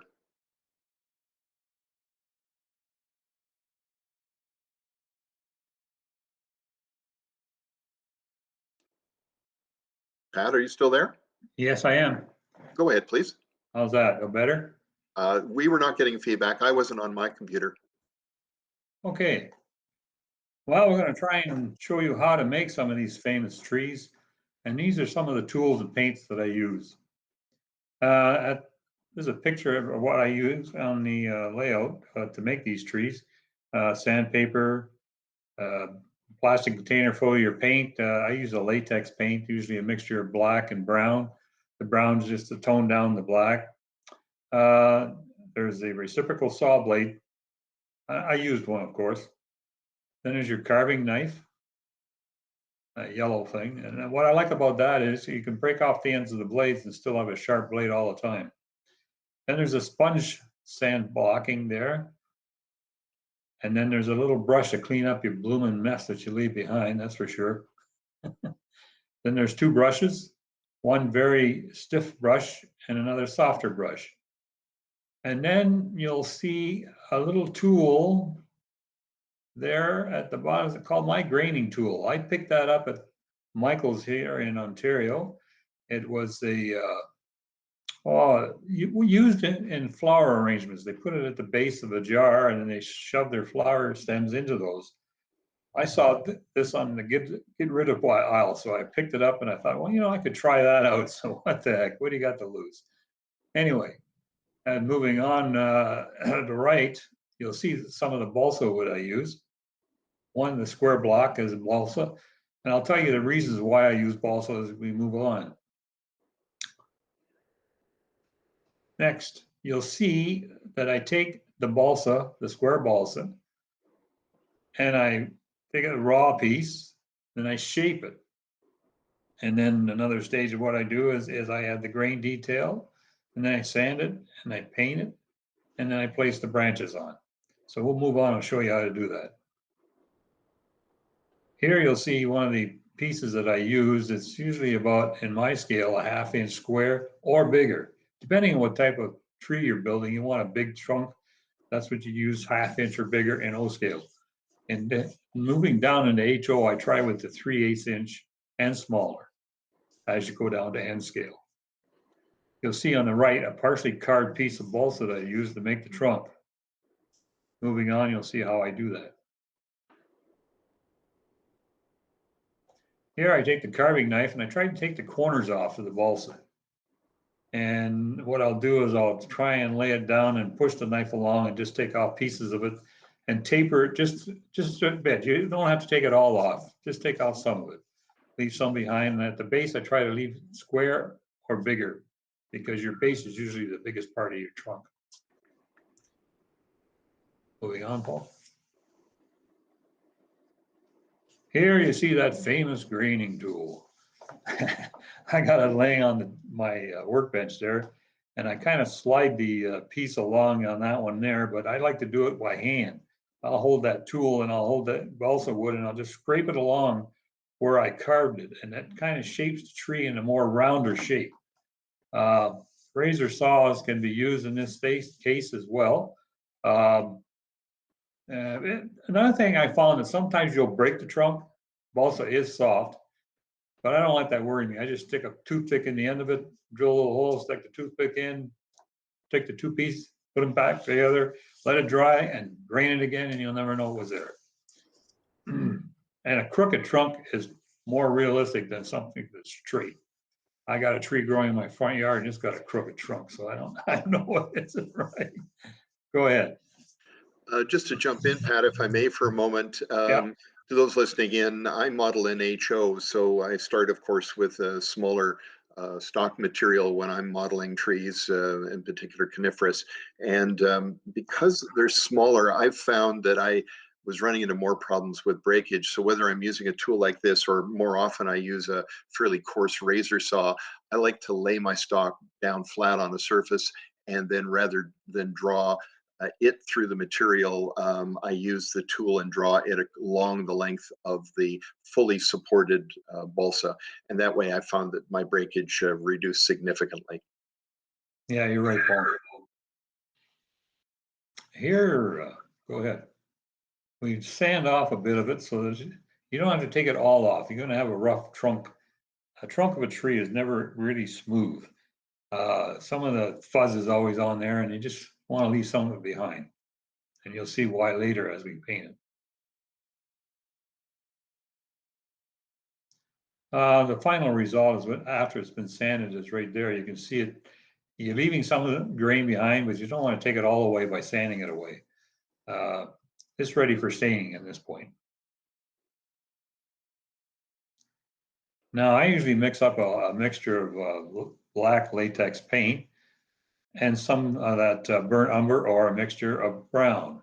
And you can use the cheap paint that you buy from Hobby Lobby, or not Hobby Lobby, but Michael's or any of those places that have, or even a paint store. If they got a leftover black paint, buy it. And it can be gloss or otherwise, because it will dry flat when you put it on this trunk. Now the black paint settles in the grooves, but don't let that worry you, because that's where you want the detail to be. And it also will absorb a lot of the paint. And the paint will lighten as it dries.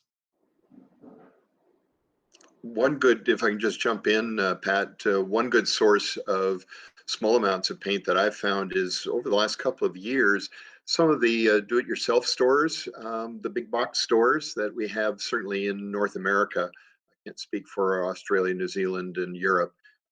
They now will sell you just all the primary colors, certainly, in very small little test bottles. They're about 1 pint or smaller, so they're a lot cheaper than even buying a quart size of paint, or taking your luck and periodically looking at where people have mixed the wrong formulas, because you'll sometimes just not get a tint that you want. So this way you can get a true black paint, but not get stuck with large amounts of it if you're going to be diluting it for this kind of activity. Back to you, Pat. Yeah, dilute it as much as you can, because what you'll find is that it'll absorb faster. The water helps it to absorb faster. And don't be afraid to use a foam brush, just a cheap foam brush, usually about 20 cents or 25 cents a piece here. But it's just a cheap brush, and it'll help soak it in. Pat, do you find a couple of drops of dish detergent help with the absorption? You don't need it. To be honest with you, Paul, I think you don't really need it, because I found it just sucks right into the darn thing. It doesn't help it any better, I don't think. But you can put it in if you want to do it. It doesn't matter. You can't hurt it. Here you'll see I'm using a hair dryer. That's not necessary. If you're doing a whole lot of them, you can paint one and move on to about 10 or 15 others. By the time you get done painting them with that black and brown mix, you'll find that the first one is already dried. And if you look closely as the hair dryer is on there, you'll notice that some of it is already starting to turn a whitish color. And that's where you want. It'll come out just looking like that after it dries enough. Yeah, it's that variation in the texture, isn't it? Yeah, yeah. And you'll see that down below there, that little rag I use sometimes to wipe it off if it's too much. It don't matter. It'll dry up.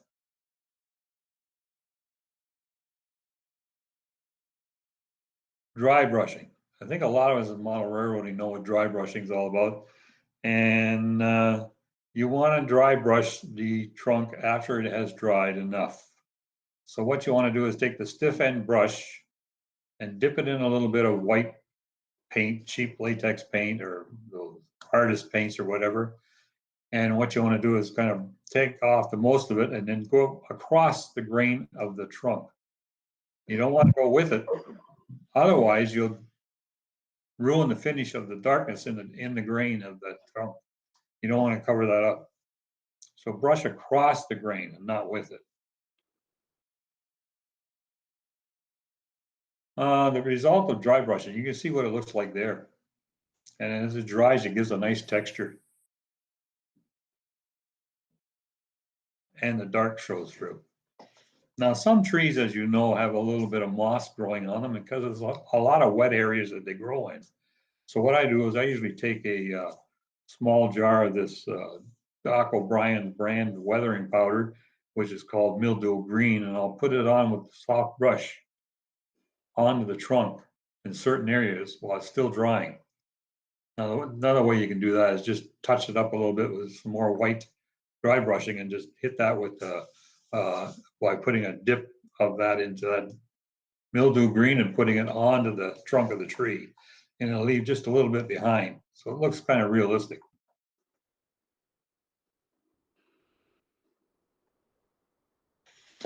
No tree is perfectly smooth, so don't panic if it looks like it's, you know, crooked and cut in. It gives it to the realism of the whole tree itself. And it will raise the fibers as you paint it. So if you want, you can touch it a little bit with sanding, but I wouldn't do too much to it. Note the hint of the moss on the tree there where it's dried. Remember, when you plant a tree, the moss is usually at the north side of the tree. Now we're going to stand there with a compass and find out which is the north side of our layout. You just want to put it on in the front of your layout and show that moss that's on the tree, because people walking by will notice it. And of course, for those who may be listening from the southern hemisphere, it's the opposite. The moss, I'm sure, is always growing on the other side of your tree, pointing towards the Antarctica. But if you're in Europe or Canada or the United States, yeah, it's going to be on the north side of your tree. Mhm. Let's go on then from the trunk, and we'll start looking at putting on the branch structure. One of the first things we do, though, is both for holding it and for planting it, add a little piece of dowel, or in my case, because I'm working on a smaller scale, I'll use a good round toothpick, I drill a tell you hole what, in the bottom, and I then could put a little bit of white glue. if I could slip in, Paul, I think Yeah. when I first started building these, I used a piece of steel, or not steel, but a piece of copper wire that come out of house wiring. And I drilled a hole and I put it in. But I found after a while it was a pain in the neck and it was very hard to work with. So what I use is skewer sticks also. So anyway, go ahead, Paul. Yeah, thanks, Pat. And yes, I sometimes will use metal as well. My armature of choice, or a peg of choice, if I'm going that way, is usually a long straight pin. I just clip off the one end and then stick it into the bottom with a little bit of crazy glue. But I also use wood, as I said at the outset. So now we've got something that we can both hold with, so we can work right down to the bottom if we need to, but also this gives us the basis for planting the tree when we're completed with our work and happy. So from here, there's a number of different products that are available, most of them through florist businesses, wherever you can buy flower arrangements. However, with the advent of some of the craft stores, you can find some prepared dried flowers. A lot of these kinds of materials, like Caspia, which is shown here, are used by florists as a way of kind of filling out a bouquet. They're kind of accent filler plants. I sometimes find that if I speak to a florist about a week in advance, there seems to be a particular day of the week that they get the fresh shipment. And so that's when they'll have enough that they can sell a little bit to me on the side. Obviously, they want to not over buy a supply of anything on a particular time, but they've always seemed to be happy to sell not only this, but floral wire and other products that are specific to their trade. But again, craft stores can be another potential source depending on where you live. So we mix up again a basic green material, diluted, as you can see here. And here definitely we've found that adding in, which has caused the foam that you can see on the left, a little bit of detergent helps with the penetration. It breaks down the viscosity of the water, much like when we're working on ballast. And then we will lay this out, or sometimes just hang it up to dry. And you want to make sure you've got lots of newsprint down, or plastic sheeting, because it will at times drip if there's a little too much that's on it. You can see some of that drip down on the right-hand photograph. And you don't necessarily want all the same color. So by varying the green that you use or the amount of water that you've added into it, you can get different shades coming out of the material. If I may step in here, Paul. Yeah, absolutely. The painting of that brush or that bush, I did it that way because it was a lot cheaper and a lot faster than trying to do it with a spray bomb. I find I wasted more spray bomb paint all over the place. Sure. And this made it a lot easier. and more control. By spray bomb, you mean, for example, a Green. rattle can? Yeah, the old rattle can green or the rattle can brown. Yeah, yeah, yeah. And of course, you want a good wide mouth jar, Exactly. because this stuff tends to spread. We're going to break it down later, but you want a large branch to just make it easy to do a lot at a time. Yep. So here you see Pat breaking off the now dyed material or painted material into the small pieces that are going to ultimately make up the branch structure on the particular coniferous tree that he's wanting to model. And we keep everything certainly at this stage. So you'll notice that there's a sparse piece at the bottom that might work very, very well for those kinds of nubby bits that we saw in the very outset photograph that was used for our cover for this presentation. So we get a sort of a stock of these, and I like to sort them in different sizes. It just makes it easier once I get going. We then start at the top, and depending on your species, many of the coniferous trees that we have in Ontario and British Columbia certainly will always have a branch coming right out the very top. So a hole in the top, and then we'll start a drill structure down the trunk diameter. And again, the placement will be very much determined by the species, and that's where the silhouettes I find are very helpful. You can see whether the branches come off of the trunk opposite each other, or whether they are slightly above and below each other. Different arrangements, different species. And the more that we can emulate what is in nature, the more we can trick the eye and say, here looks like a very realistic tree on the layout. White glue or carpenter's glue is sufficient for gluing these in. Some people also use Wellbond. Any good wood glue will hold these in place, and it just needs a little bit of dab. So put something on the lid of a jar or a margarine container, whatever, and then just dip your piece in and then stick it in the hole that you've drilled into your trunk armature. And then we start alternating down the sides, down the diameter of the trunk, rotating it, gluing. And if you drill all the way through, no big problem. You've probably created a good hole on the opposite side for setting what you're going to be doing. Again, the branch structure very much dictated by the species that you want to model. And we do have a couple of tree reference books at the very end of this presentation for those of you who perhaps are just starting out in this and want to do a bit more reading before you get going. So there's an example of a few in place now. This particular one, I think it was a Douglas fir that was being modeled here, but the branches are very much on an alternating pattern. So just spiraling, twisting the trunk in your hand and just drilling a small hole large enough for the floret stub is good enough, and it gives you that variation that you're looking for. So once you're happy, you've got your basic branch structure in place. You'll notice, by the way, on the upper left-hand picture, the angle on these branches is very much downward. So again, another characteristic of this particular species that marks it as different from a number of others that might even grow in the same area of North America. In this case, we're modeling British Columbia forest. So now we want to fill out the actual needle structure on the Caspia.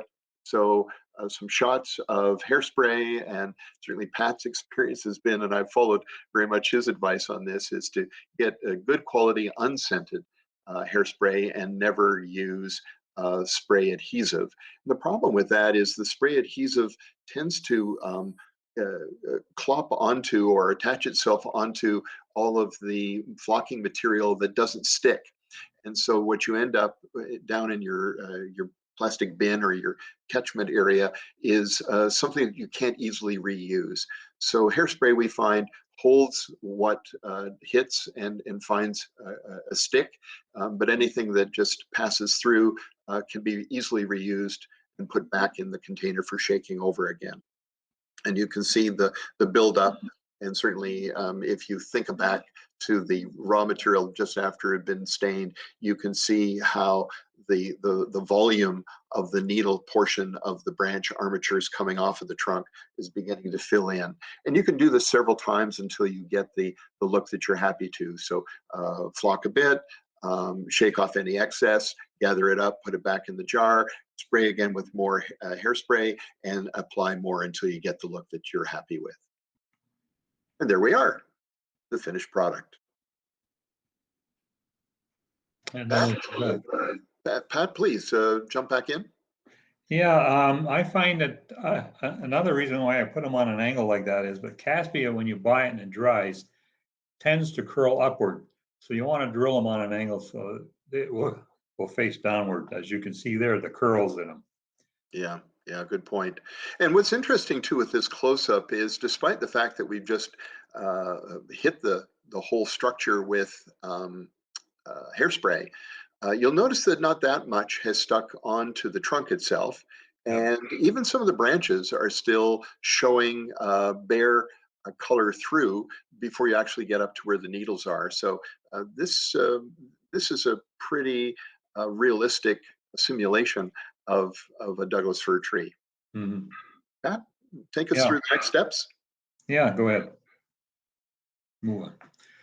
Yeah, I always wanted to create a different type of tree, not just the cedars and the. So I thought I'd try and do a Scotch pine tree, and I didn't know what I would use, but I did find that there was another product similar to the armatures that we used before, the Caspia, and it's called German Sepia. The armature is much stronger, much tougher, and a lot more pricklier. But then in this stuff, I would use drill a hole straight on and then put these stems straight out. And the stems are a nice dark brown color. And I found that the same application with the hairspray, and then flocking it so much, not doing ground foam, but flocking it, gave it a better effect. And it looked more realistic as a Scotch pine tree. Moving on. The German Sepia, it is very brittle, and I did happen to find a nursery selling out what they had left. I bought a whole box of this stuff, so I got more than I'll ever need for a long time. If somebody wanted to buy some, I got some. Anyway. But I think your best advice here would be to not necessarily put it where you're going to be reaching through on the layout. Yeah, you'll find out in a hurry. Go ahead. Now, there's a comparison that I made here. An alternate branch that I have made and used, or not made, but used, was a plastic fern that you can purchase from Hobby Lobby in the States. And it's a US firm. I do have the number, and I do happen to have what it looks like. It comes in a branch like this, a heavy wire branch. And these are the stems right here that I take off. And you take and you pull it off, and there you are, you got one. It has a hole, it's all plastic with flock on it already. When I first started buying these, I found that they were flocked a lot more than they are now. So I added more flock as I go along. Another thing too, you can bend it. Nice for doing on modules that you put out on the floor, and the kids go by and they can hit it, but they can't hurt it. It's one of the best things I like about it. And I sprinkle a lot of it with flock. It seems to have a little bit of a wire up the center, does it not? No, it's a straight plastic, Paul. It is plastic, is it? Yeah, Okay. it's just a molded piece of plastic. I don't know how they do it. Comes from China, couldn't tell you. There's a little hole in the end of these, right here, right on the end. And I would put a toothpick in those, and then I would place it right onto the tree. Now, some of these I would cut, as you'll see in that picture. I've cut some of them in a different shape. So you can use the end of it, or you can cut it here, and you can shape this on an angle so that with a pair of scissors, and you can use that too. I never waste any part of this. And as you get to the bottom of the tree, you can leave it a full length like that and cut the tip off. Cut the tip right off, because that doesn't look right. You just cut it right off. And then flock the heck out of it. We'll show a picture of there where it's flocked. I think we have one next. Yep, here we go. Yep. Yeah, I No, use a flocking. I find it a little large, I might say, for HO scale. Oh, yeah. So I tend to have more waste. But if you're looking for variety, and if you're certainly, as Pat was saying, looking for a good, durable tree structure that would be in the foreground, it's really worth a try because it does work very well. Sorry, An Pat. back to you. idea, Paul, and an idea, if you're in a smaller scale, you could probably use some of these smaller pieces. Yes. You get ingenious, you can use some of these because some are very long, some are shorter. And that would work as your flocking surface. None of this can be wasted. I'll sell you my scrap real cheap. Go ahead, Paul. Yes, you can see how the flock attaches itself to the. So here's a before and after, Yeah. with the before at the top, right?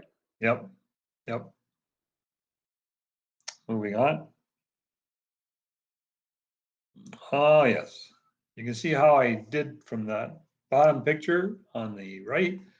It looks after it's been flocked and attached to your tree trunk.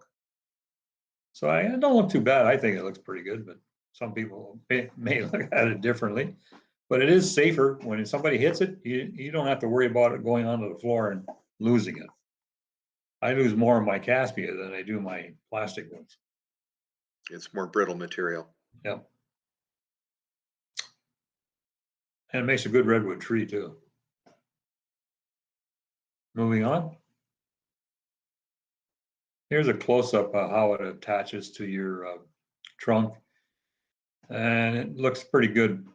Looks better further away, but I think it looks pretty good with the flocking material. You can use the clear ones for the bottom. It doesn't matter. It depends on what you're doing with it as far as the dead trees look. The polyfiber can be used for moss too. That makes it pretty good. You're talking about moss in the ground? Yeah. The one little trick I learned after doing these trees for a while, I wanted to have some root structure at the bottom of the tree. And I thought I'd try the old hot glue gun. And I used to squirt a little bit at the top and I would run it down in a bead and turn it into a big root. And then I would paint it after it would dry. And I would paint it a brown color and then add the colorings to it to make it look like a tree root. You do this on your foreground trees. I wouldn't do it to them all because as you look further back, you don't see it too often. You can also use plumber's putty to use on that too, rather than just hot glue.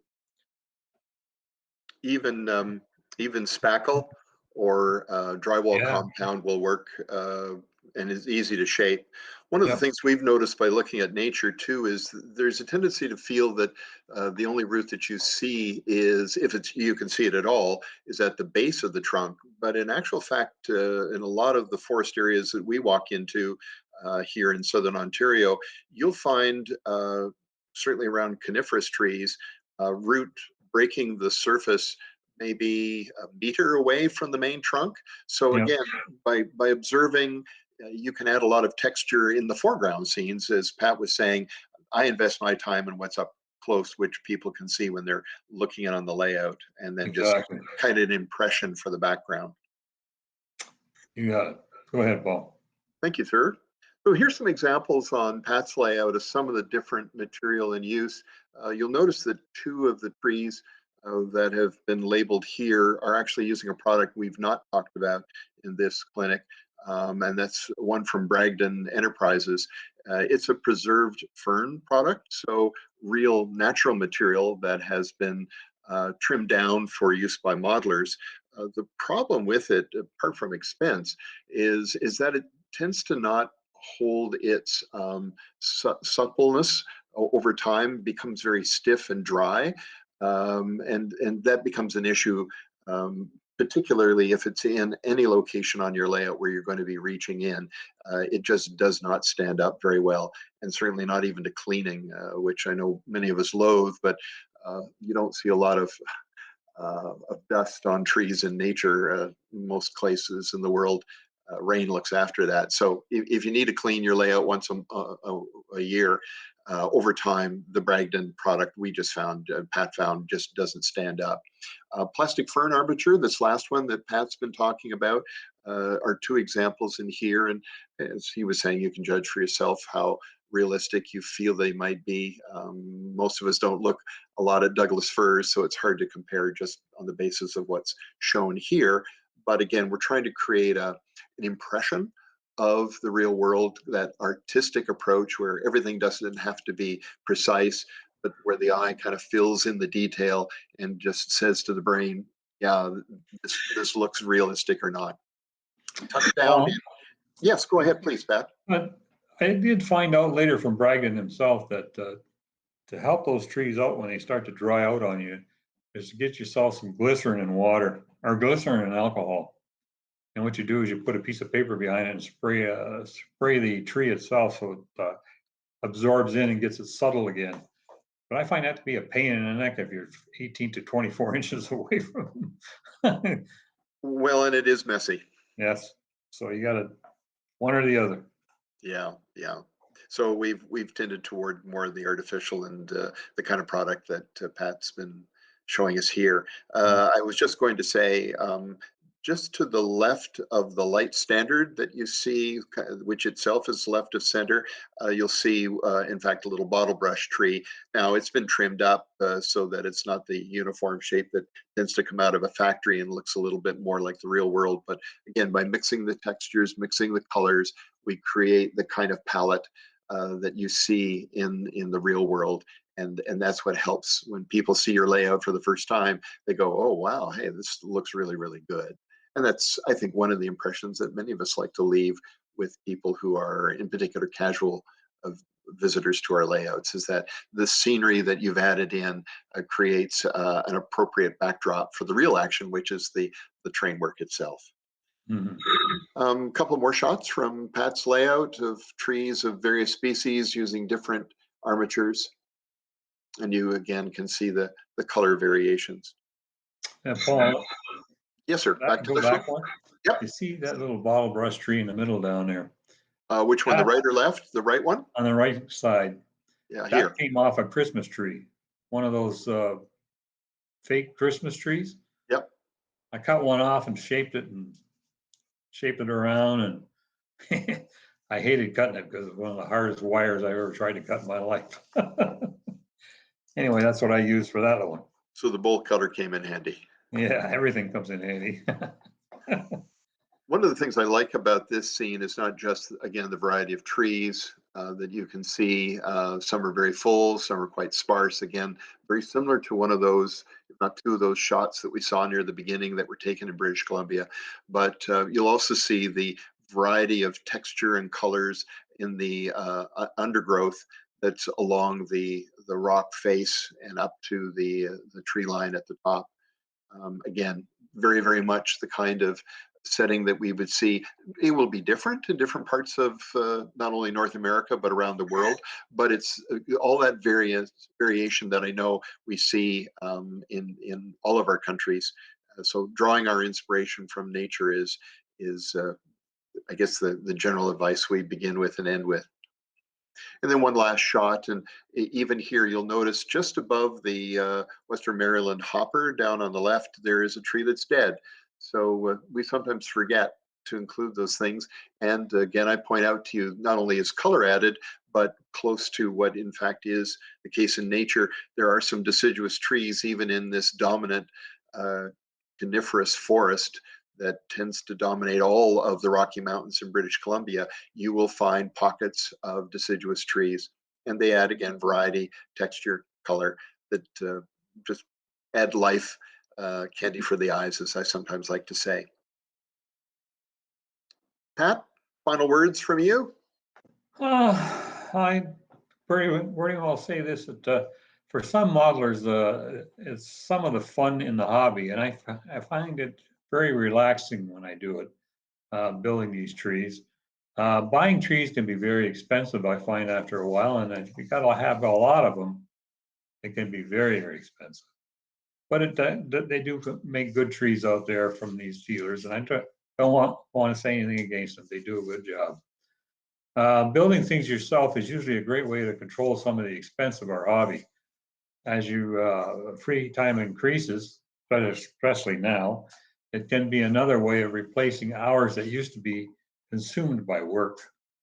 If you need to create a volume of trees, whether foreground, background, or both, one of the best ways to obtain quality and realism and variety is to build some yourself. Simple as that.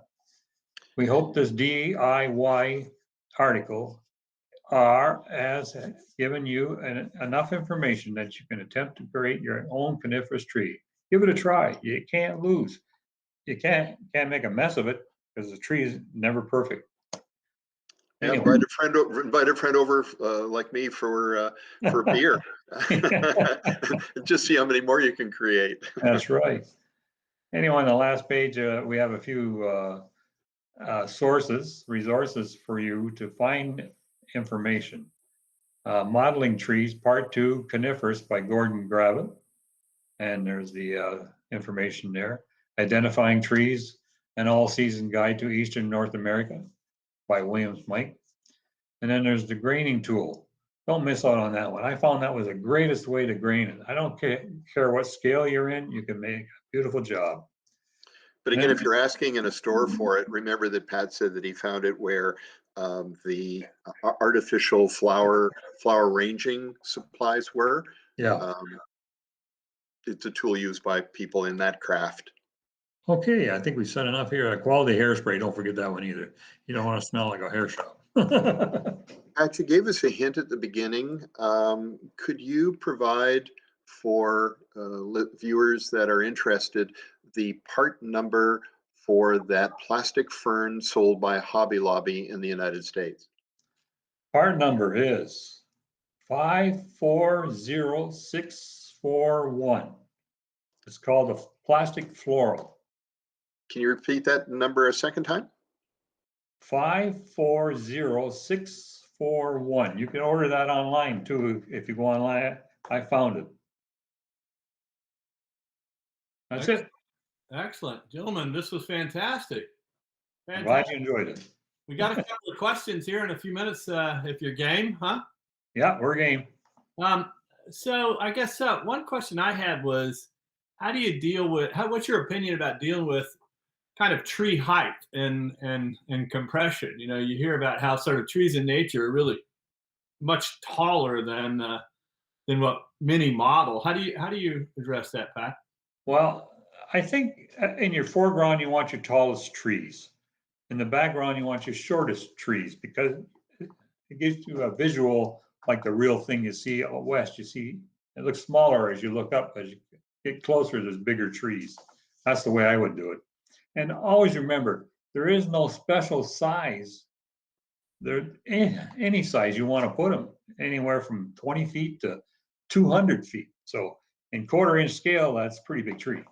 How tall are those ones that you showed us today? Those would be on your O-scale layout, and how tall would they tend to be? Those there, they range anywhere from 8 inches to 12 inches. Okay. To 14 inches. All right. I also just use photographs or things that I've seen, but photographs help me when I'm back home again.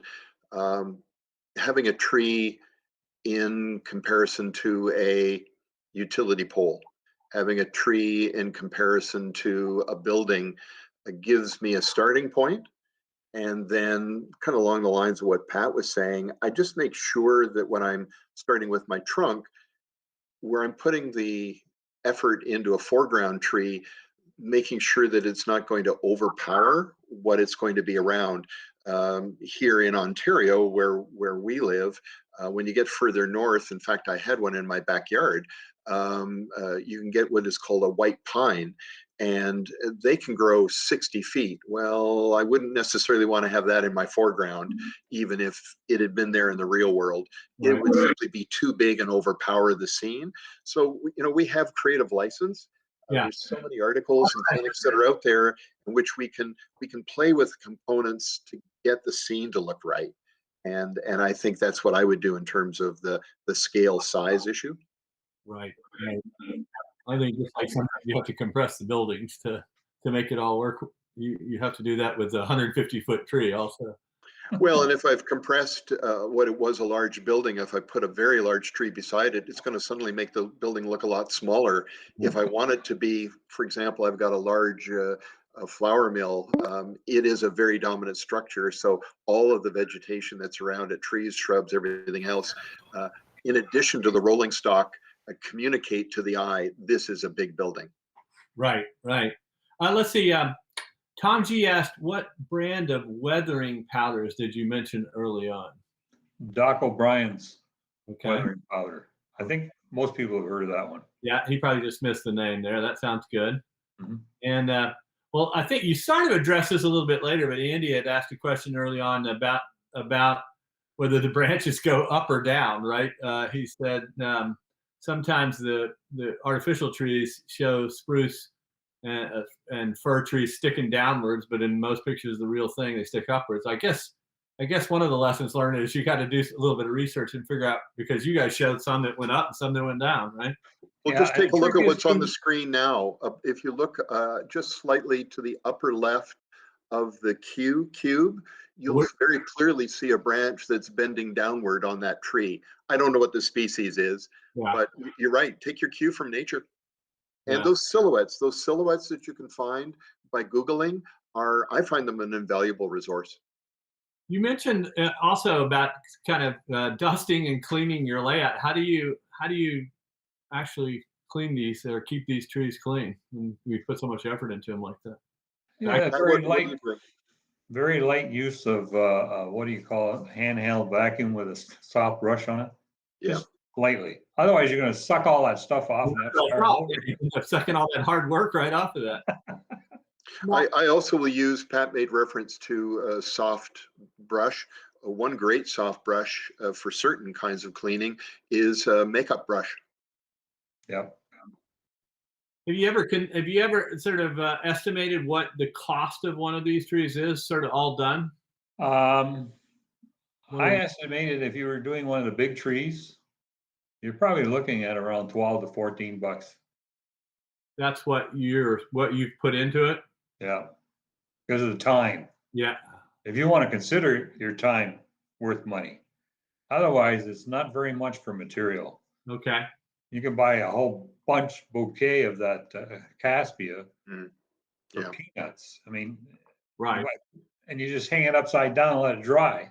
And the paint goes a long, long way. Oh, yeah. Is there something you would recommend for us N-scalers in terms of what would be a good trunk? I would use the balsa, but you don't need a lot of it then. You could use the balsa in a smaller scale. Like also, you can get bags of for N scale. I don't know how it sizes out, but I would look at the wood skewers. For shish kebab. Okay. Many of us use them as an uncoupling tool as well. Sure. But that's a good idea.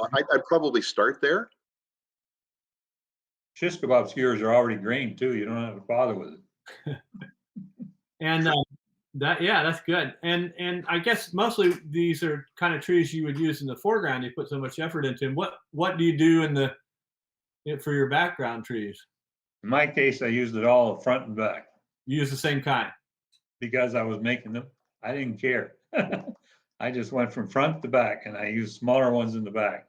Okay. And still, if you put something that's entirely different, it's going to show up too quickly. Yeah. You want it to blend together. Yeah, but then how do you deal with it? I mean, I remember the first time I did a scene with trees on it, I made, I don't know, maybe 15 or 20 trees and thought that was perfect. And then I put them on the layout and I realized they disappear. 200. They disappear. Yeah. How do you deal? You just have to deal with it, right? Well, you have to deal with it, but also I would put some bigger trees in them because that takes up some of the space. Yeah. Put too many small ones and you have to have too many.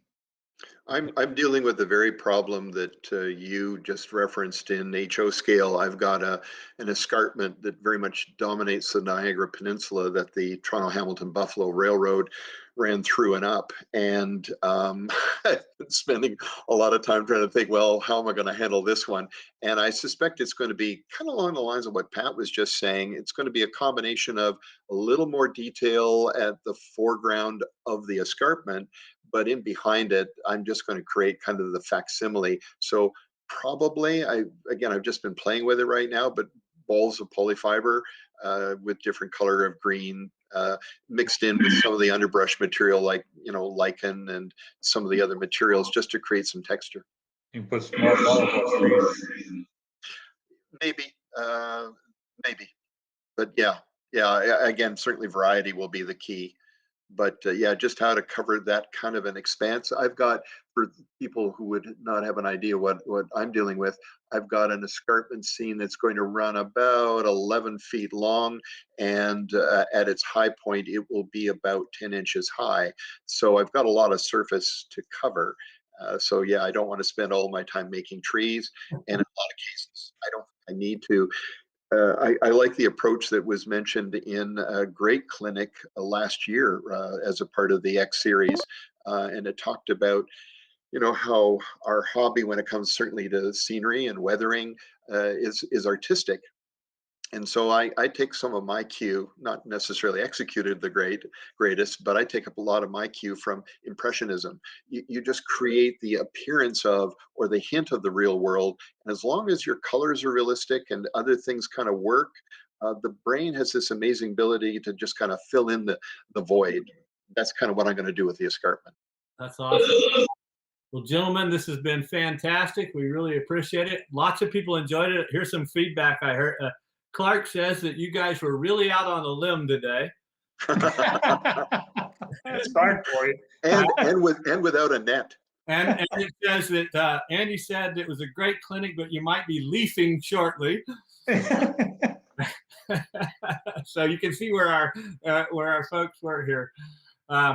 So we appreciate you both going out on a limb with us today. Yes, and we Get your appreciate wife the humor. involved. Well, thank you very much. You're welcome. And We enjoyed it. And soon. Thanks for having us. You bet. Bye now. Bye now. Bye-bye.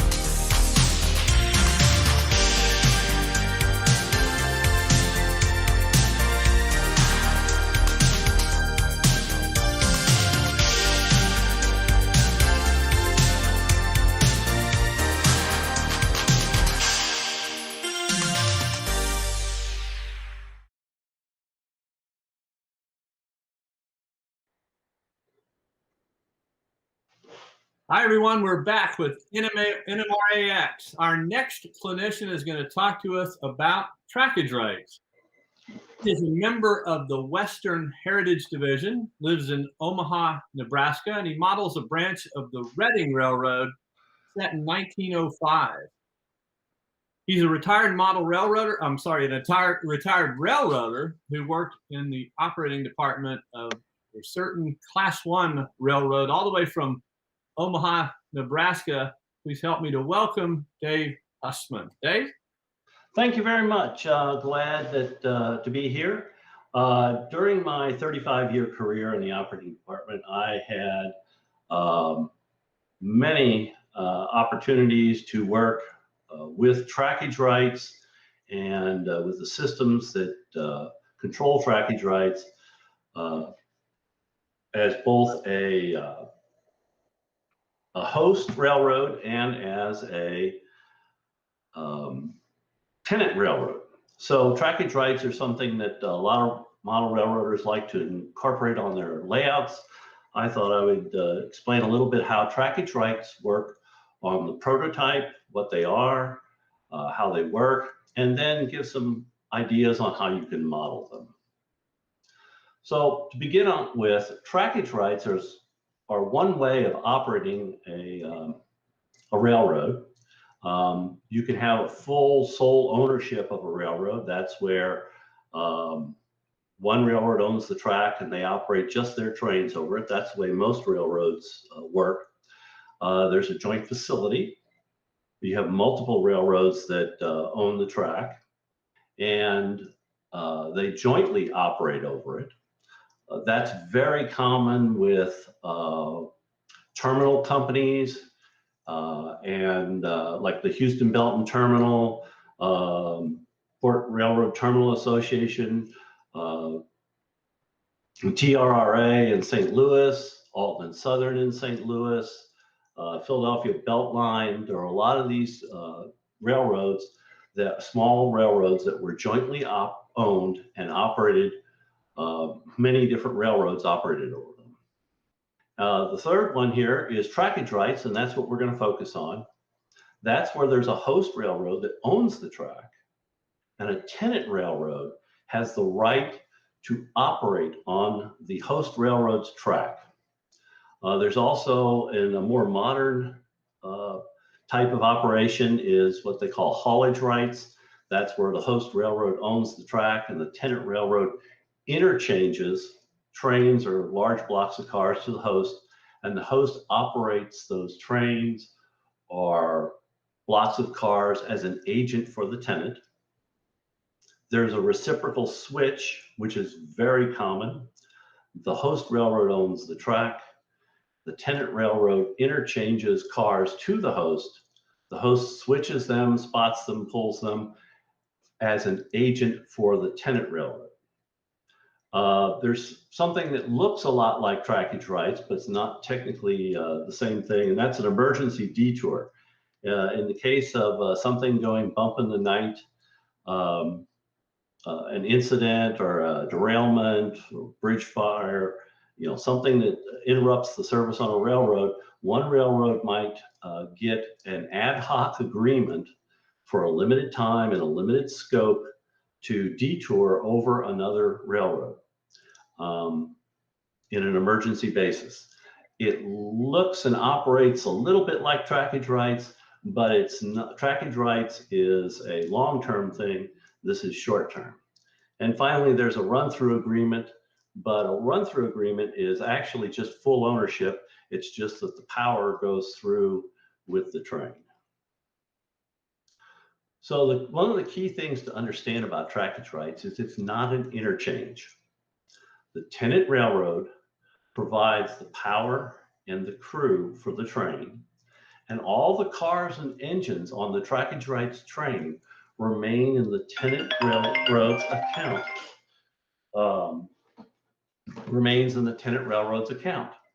The tenant is responsible for the liability on the commodities hauled, and on the waybill, the host railroad, the railroad that the tenant is operating on doesn't appear anywhere on the waybill. It's not in the route of the car. It's not an originating carrier, a terminating carrier. There's no junction points on the waybill. Because of that, the host railroad doesn't get any of the division of revenue. So if it doesn't get any of the revenue for moving the car over its railroad. At the bottom here is a little track chart from a Union Pacific profile, and they will put on there where the trackage rights are granted. For example, here it notes that trackage rights were granted to the DRGW in 1982, and then over here there's also the BN had trackage rights. So you've got two sets of trackage rights going on in that same area. So how are trackage rights? How do you get trackage rights? Well, railroads are private property. You can't just operate over another railroad. Each railroad controls what trains enter and leave.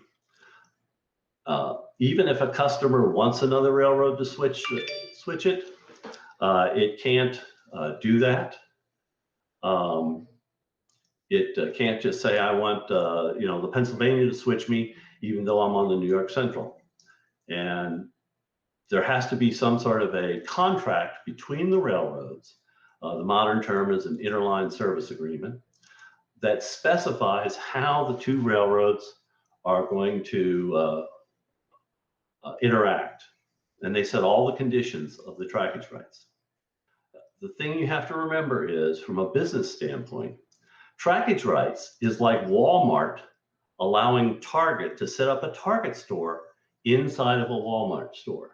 So if you can imagine how enthusiastic Walmart would be about that, that's the level of enthusiasm for trackage rights on railroads. So why would you grant trackage rights if it's a competitive thing? Well, there are operational benefits. You can swap access for access. You can swap access for some other benefit. So I am going to give you trackage rights in Chicago, and you're going to give me trackage rights in Cincinnati. I'm going to give you trackage rights here, and you're going to let me control a interlocking in another city.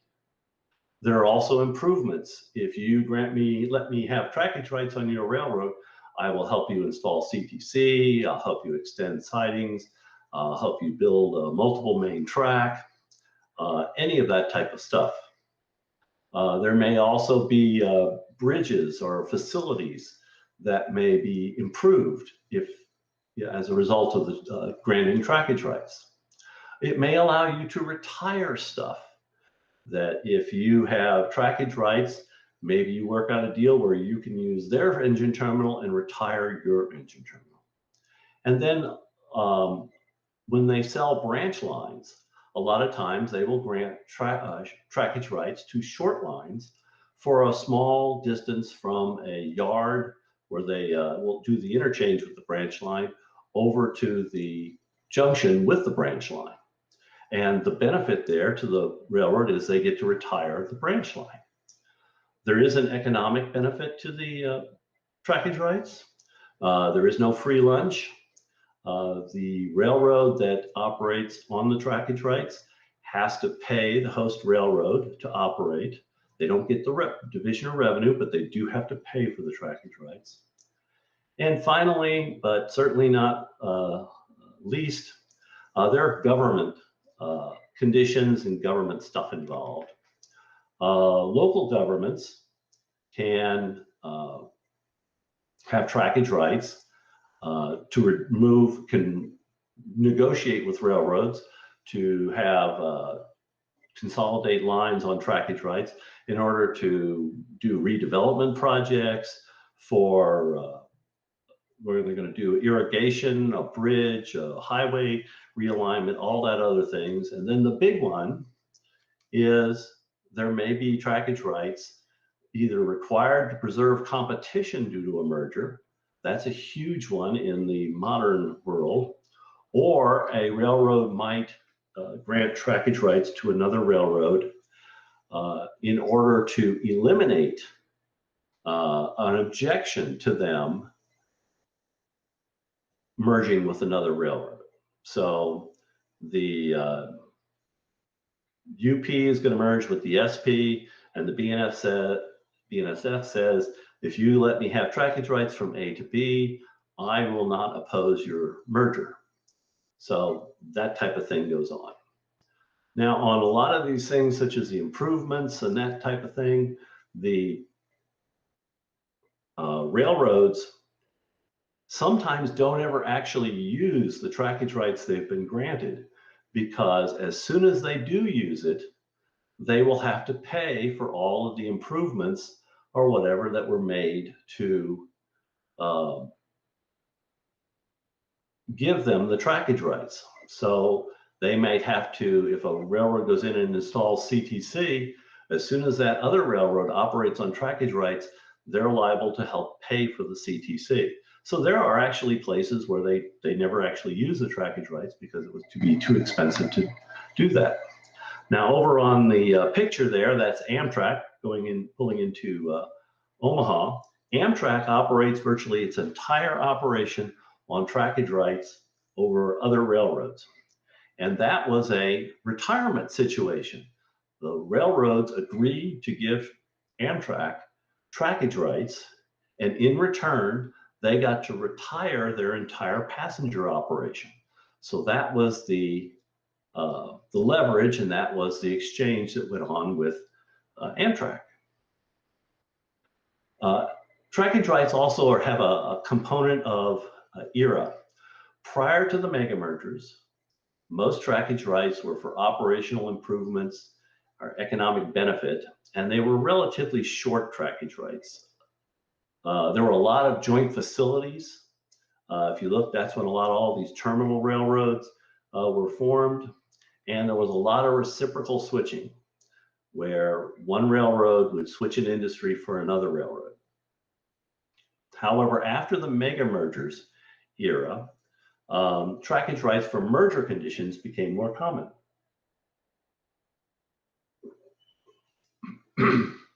The local service was offered to preserve competitions at a 2-to-1 location.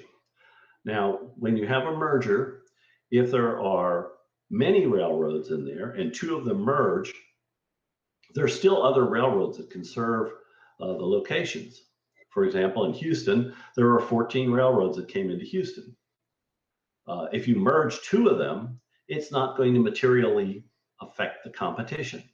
However, after they all finish their merging and you get down to just the UP and just the SP coming into Houston, and they merge, then that's a 2-to-1 situation, and the ICC, or modern day Surface Transportation Board, would require the merging railroads to offer, allow another railroad to have local service. Trackage rights continue after mergers. So trackage rights that are granted in the 1800s are still valid 100 years later. For example, the CN and the KCS and or possibly the CP are discussing mergers. The KCS have trackage rights over the UP down to the Mexican border. If the merger goes through, the CN or CP, whoever wins the merger talks, they will get the opportunity to use those trackage rights. I mentioned earlier there was a contract, an airline service agreement, and that sets all the parameters that are involved with a trackage rights operation. So it will specify the on and off junctions, what stations, even down to the switches. that the trains can enter at this switch and they have to exit at this switch. It'll specify the route. It'll even specify what routings of cars can go over there. It'll set service level, whether it's overhead service, means you can't serve any industries. You can just run your train across the tracks, or local access, which means you can serve industries, and it may only be specific industries or specific stations. It can be, very limited. There may be restrictions on the number of trains per day, unlimited, so many per day, so many per hour, something like that. The types of trains, any train they want to run, just premium trains, just bulk trains, just a local, there can be all sorts of restrictions. The Southern Pacific had trackage rights over the BN BNSF between Chicago and Kansas City through Fort Madison, and they were restricted to only operating intermodal and automotive trains. So they couldn't run a coal train over that route. There are restrictions on the makeup of trains. How long can they be? How much horsepower do they have to have? What kind of speed do they have to be able to maintain? Are there restrictions on hazmat or wide loads? All of that stuff is specified in the interline service agreement, or the contract between the railroads. Older contracts tend to be more broad. More modern contracts tend to be more specific. The tenant railroad is providing the power and the crew, and there is no interchange. The cars are in the tenant's account. The host railroad, therefore, doesn't know what's on the tenant's train. So if a trackage rights train on CSX is operating over the Norfolk Southern doesn't know what's in the cars, doesn't know what the commodities are, doesn't know who the customers are, doesn't know which car is specifically loaded or empty. It will know how many loads and how many empties are on the train and how big it is, but it won't know which cars are loaded or empty. Operations are by the host's railroad's timetable and operating rules. The host railroad provides the dispatching.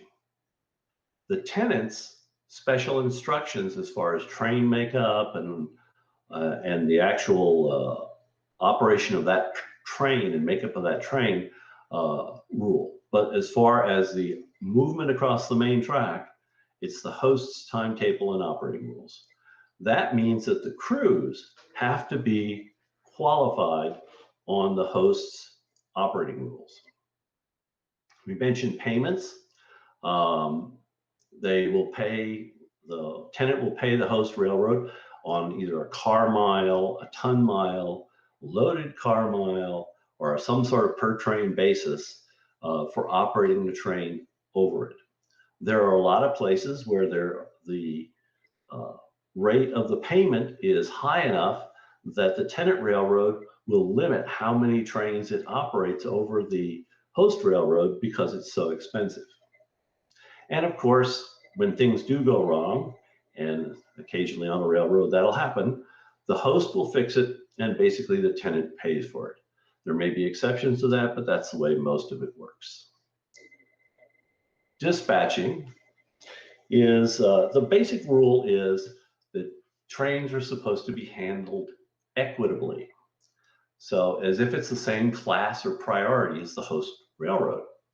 So if the BNSF operates a piggyback train on the UP should handle it in the same way that the UP would handle a UP piggyback train. If the UP operates a loaded grain train on the BNSF should handle it the same way that they handle a loaded grain train of one of theirs. Doesn't mean that the trackage rights train gets any more or any less priority. It should have the same priority. Now, in the old scheme of things, and that would be pre-computers, the tenant railroad would notify the host when a train was going to be operated, give them a lineup. So it would say a couple, 3 or 4 times a day, it would say, these are the trains we're going to operate over your railroad. And one dispatching office would give it to the other dispatching office. It would be given at least 8 to 12 hours in advance, maybe more. The dispatchers would then talk between themselves, between the two railroads, and update the ETA, either via messages sent back and forth or phone calls. When the crew that's going to actually operate the train over the trackage rights route is called on duty, the tenant railroad will provide what's called train sheet information, and that's a federal requirement to dispatch it, to the host railroad. And that's the name or symbol of the train, the engines, the on-duty time of the crew's names, loads, tons, empties, feet, and we'll also give them an ETA. Once the host railroad has that information, it can provide train orders to the tenant railroad's train, and it may copy them to a tenant operator at origin. It can copy them to a tenant operator online before the train gets to the junction, or if there's an operator at the junction, it can copy them to the operator at the junction. They'll be delivered at the junction. So when the train gets to the junction and is going to get onto the host railroad, either the crew or the operator will announce it to the dispatcher, and the dispatcher will take it on. On the other end of it, the host dispatcher will talk to the tenant dispatcher on the other side and tell them, hey, your train is going to be at the junction in so many, so many hours, expected off at 3 o'clock. And so there will be a similar type of communication on when the train is going to leave the trackage rights on the other end.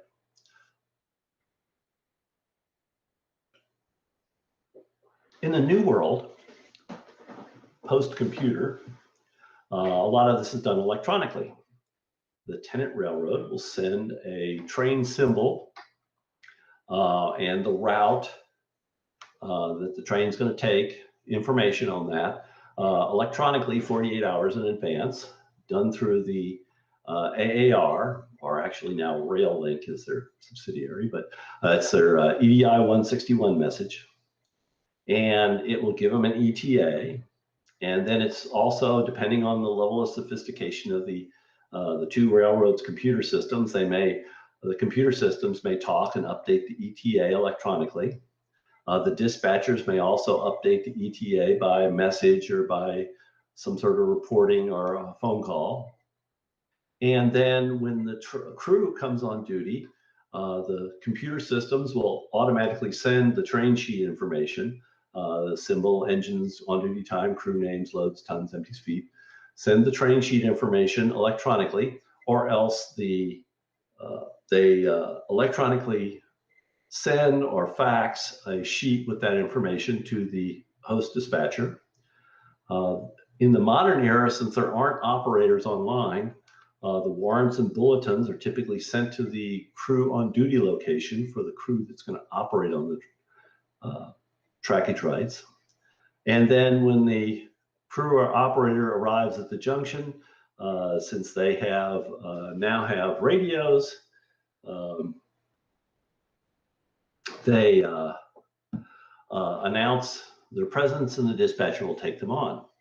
Another thing that is in the more modern systems is, if you'll notice in the picture, the two screens that are circled in yellow, that's the Harriman Dispatching Center for the UP in Omaha, Nebraska. And the fellow in the foreground with the tan sweater, he is the corridor manager. That's an assistant chief dispatcher, a modern term for an assistant chief dispatcher. And the fellow with the red shirt is the train dispatcher. And the screens that are circled in yellow are actually BNSF dispatching screens, displays, so that the UP dispatching team can see where their trains are on the BNSF, or can see where BNSF trains are going to come on the UP. And in the BNSF dispatching center in Fort Worth, they have UP dispatching displays, so that they can see where their trains are on the UP or where UP trains are coming to them at the junction points. So they can meet, there's a lot of communication between them. Well, one of the things that model railroaders like to have are surprise trains to challenge the dispatcher. On a real railroad, no, we don't do that. So let's talk a little bit about how to model some of this. The typical model railroad reason to allow to have trackage rights is to allow multiple railroads to switch your industries. Not a common practice. Go back to think about the Target Walmart analogy. Local service was not common on older trackage rights unless you had some sort of prior rights, and we'll talk about those. Local service was more common when you had a merger related thing in a 2-to-1 location. If it's a spot where there was only one railroad and that's all there ever was, then you're not going to have a 2-to-1 location, and you're not going to get trackage rights that'll be able to serve industries there. The more common thing was reciprocal switching.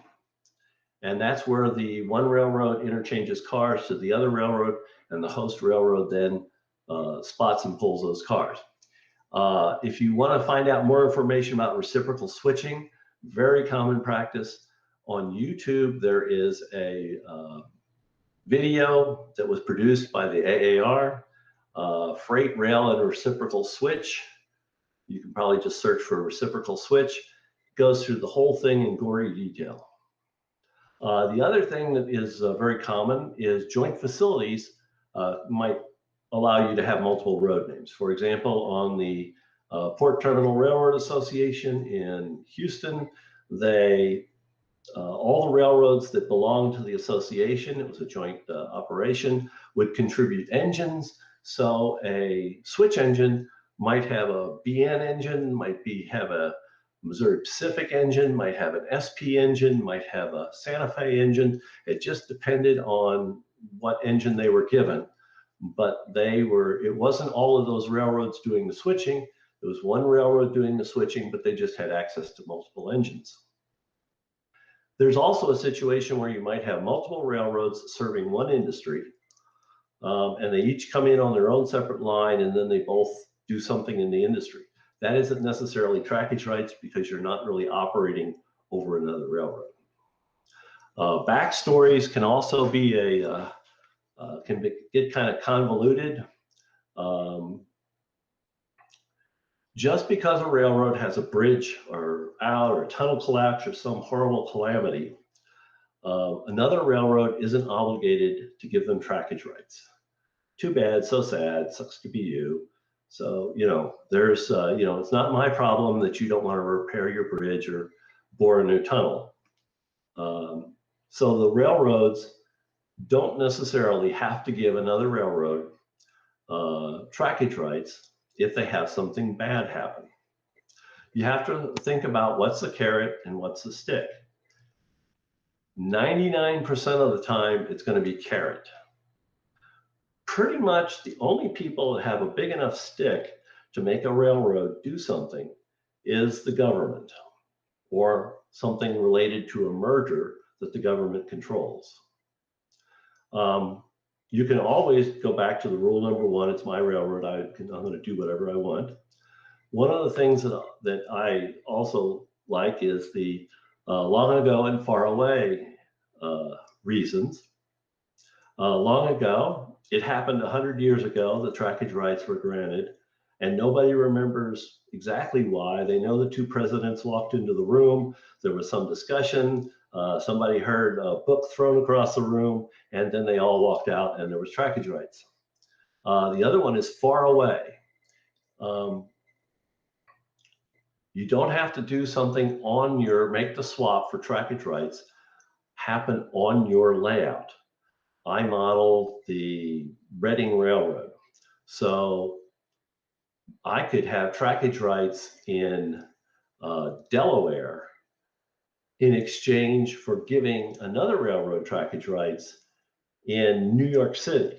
I don't model New York City, but I could have something happened way off my layout as the excuse for why I have trackage rights on my layout.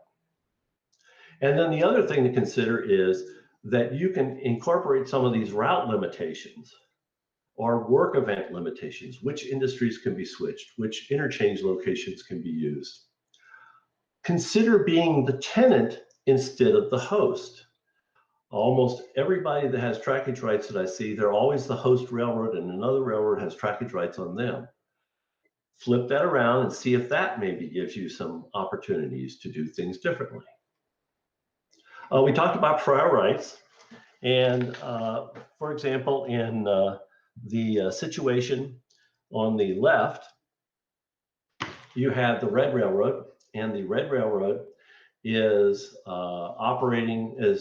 going to get trackage rights over the blue railroad, over the green route, from one junction point to the other. Now, the red railroad wasn't anywhere near the blue railroad. They were completely separate. So therefore, there is absolutely no justification for the red railroad to switch any industries on the green route when they have trackage rights. That would be a situation where you wouldn't have local rights.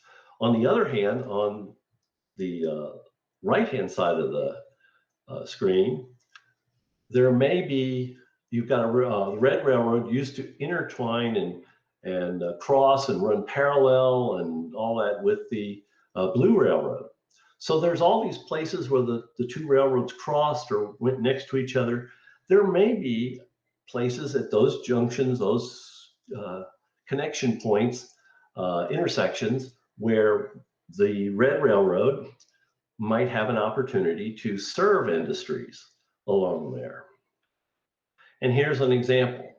So at one of those spots, the red railroad has abandoned its main line, but it still has two active industries, and the blue railroad is the host railroad. So this type of a scenario gives you lots of opportunities to do something from a model standpoint. You could have the tenant train just switch the former tenant industries. So a red train would just switch the red industries, and a blue train would just switch the blue industries. You could have because the blue railroad says, well, since I gave you trackage rights, I also want access to those industries. So that might be a condition of the merger, in which case the tenant railroad, the red railroad, would then switch the red industries for itself and then reciprocally switch the red industries for the blue railroad also, which would mean it would have to then interchange the cars to and from the blue railroad. Or you could have the host and the tenant railroad swap off, reciprocally switching the red industries. So 1 year, the host railroad switches the tenant industries, and another year, the tenant switches the tenant industries. Or it may be that the host railroad says, nope, I don't want you stopping on my main line to switch out industries. And so it uses its local and just reciprocally switches all of the industries. So there's a whole bunch of different things that you could do, a variety of options you have for doing switching that are prototypical. And if you hold the thought on that, I will switch the industries and swap off on an annual basis, switching the industries on that branch. We'll come back to that later. So here's some real life examples of trackage rights operations.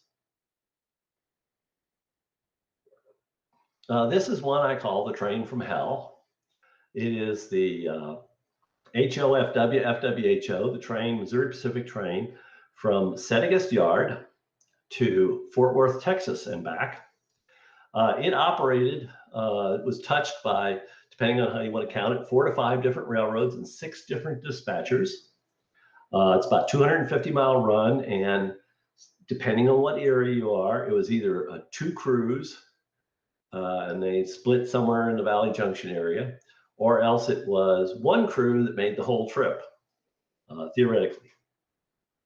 So the train, let's start out here in Houston. In Houston, it originates in Missouri Pacific, Settegast Yard, which is owned by the Missouri Pacific, but operated by the Houston Belton Terminal, a joint facility owned by 4 railroads in Houston. So all the management and the crews were Belt crews, but they used Missouri Pacific engines. So the train would depart, operate over the Houston Belton Terminal, dispatched by the Houston Belton Terminal RTC, Rail Traffic Control Center. If you ever watch a Astros game at Minute Maid Park, the head house or the brick facade on the Minute Maid Park was the former Union Station at Houston, and that's where RTC was. It was inside that building. So the train would operate over the HB&T, dispatched by the HB&T to Belt Junction. It would make a right-hand turn, get on the Palestine sub of the Missouri Pacific, dispatched by the Palestine sub dispatcher, drive up to Spring, Texas, make a left-hand turn onto the Fort Worth sub, dispatched by the Missouri Pacific Fort Worth sub dispatcher, operate up to Bryan, Texas. At Bryan, Texas, it would get on the Southern Pacific, dispatched by the Southern Pacific, I think it's the Hearn sub dispatcher, and operate for a short distance, like 20, 30 miles, up to Navasota, where it would get back on the Missouri Pacific Fort Worth sub. Operate on the Fort Worth sub, dispatched by the Fort Worth sub dispatcher to Waco, Texas. At Scenic Waco, it would get on the Katy and operate over the Katy, dispatched by the Katy dispatcher in Denison, Texas, up to Tower 55. Tower 55 is the spot where every railroad in the state of Texas crosses. At Tower 55, it would execute a hard left-hand turn, get on the former Texas and Pacific Railroad Baird sub, dispatched by the Baird sub dispatcher, and operate into the yard at Fort Worth, Texas. So there you have 6 different dispatchers touch 1 train. There's 1, 2, 3, 4 different trackage rights. 3 different trackage rights on 1 train on 1 trip. All of it is overhead. There is no local service involved with this particular train.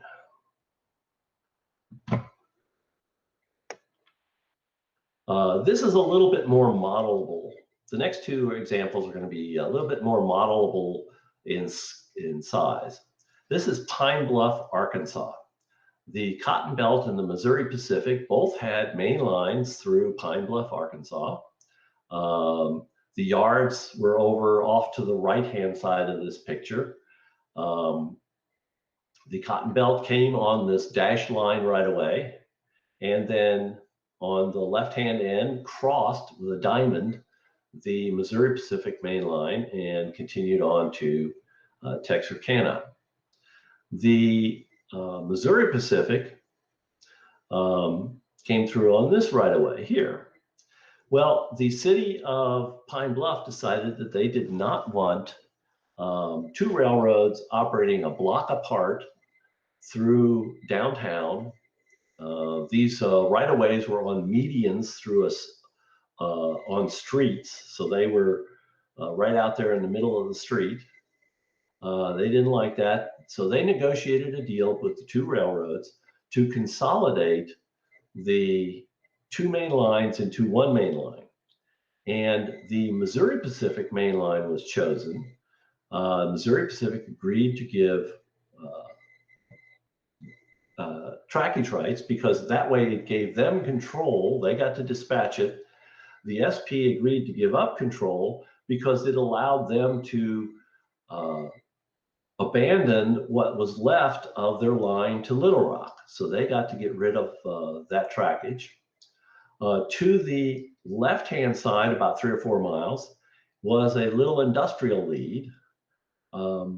the Paperton lead, which served a big paper plant plus 3 or 4 other industries. And that was then served reciprocally, where the Cotton Belt would switch it 1 year. And on the years that they would switch it, they would be the host and reciprocally switch for the Missouri Pacific. And then on the other years, the Missouri Pacific would switch it and as the host, and they would switch reciprocally for the Cotton Belt. So they would swap off switching on an annual basis. In addition, the Cotton Belt got access to the Planters Cottonseed Mill, which was right down here on this end of town. And so the Cotton Belt would interchange cars to the Missouri Pacific, and the Missouri Pacific would then spot them as required at the Planters Cottonseed Mill. So two railroads served this industry, but there was only one switch engine that actually touched them. So this was one of those cases where it involved a city and also involved the railroads getting some reciprocal switching out of it, plus abandonments. This one is very modelable. It's a place called Joe Junction. It's right on the Red River between Oklahoma and Texas. The Frisco came in from the northwest, crossed the river, crossed the Katy on a diamond and exited to the southeast. The Katy came in from the northeast, crossed the river, went through the diamond with the Frisco and exited to the southwest. There used to be double track through here. So from this switch here to this switch here, that trackage rights was granted in 1926. So that's literally almost 100 years ago. So there's the, well, it happened long ago. We don't remember why it was 100 years ago type thing. Used to be a double track bridge. You can see the abutments for the double track bridge where they were retired in 1956 and went down to a single track bridge. It allowed, by doing this with switches, it allowed the diamond to be retired. Diamonds are very expensive to maintain. They are speed restricted. They have operating restrictions on them. Switches are much easier to maintain and much easier to deal with, can have higher speeds on them, etc. So whenever they can get rid of an interlocking, they'll do that. The Katy was the railroad that dispatched it. Now, the actual operation here, it actually was operated as a big interlocking. So the actual operation considered it almost to be just a really huge diamond. And there were some advantages to treating it like that, but it actually was a trackage rights situation. In addition to the Frisco having trackage rights over the Katy, there was also the Missouri Pacific had trackage rights over the Katy across the whole route. So this is another location where you had layered trackage rights over the top of it.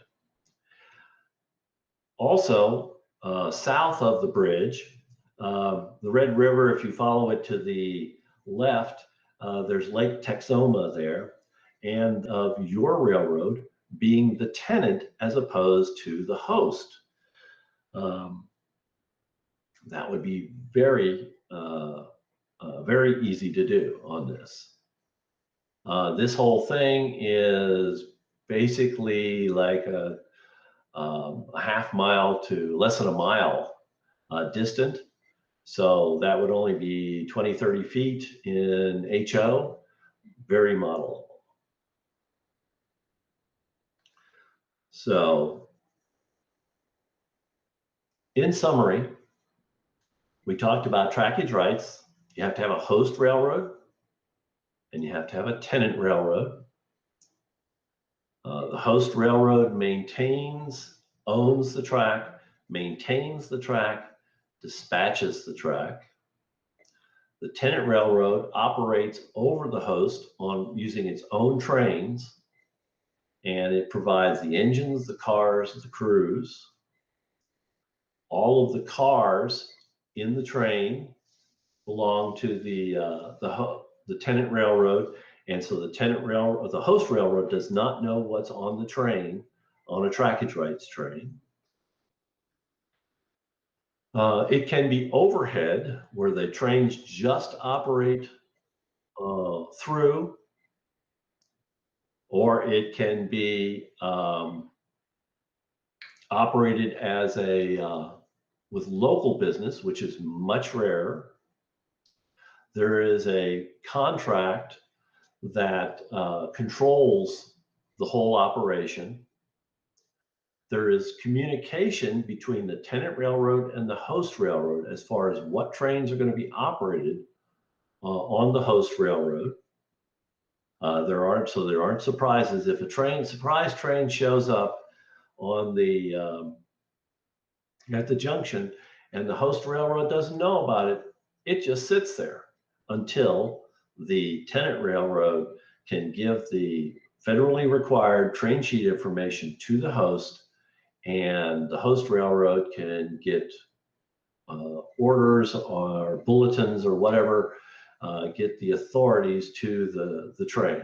The host is under no requirement to move a surprise train. The trackage rights can be short and simple over a small piece of track, or they can be long and complicated and can involve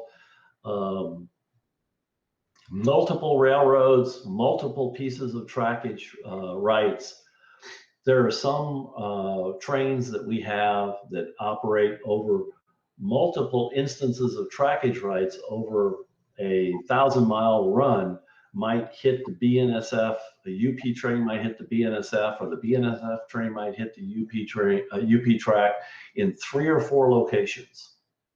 So you can have it as complicated as you want, or you can have it as short and simple as you want it. The older your era is, and the older the era of the agreement, the simpler it will tend to be. The more modern it will tend to be, the more of complications you'll have. Remember, you can be the host railroad, or you can be the tenant railroad. There may be advantages to being one or the other. And with that, I will open it up to questions. We have some, Dave. Okay, I imagine so. By the way, this presentation, the hard copy of the presentation is on my website, the wnbranch.com, and it's in the how-to section.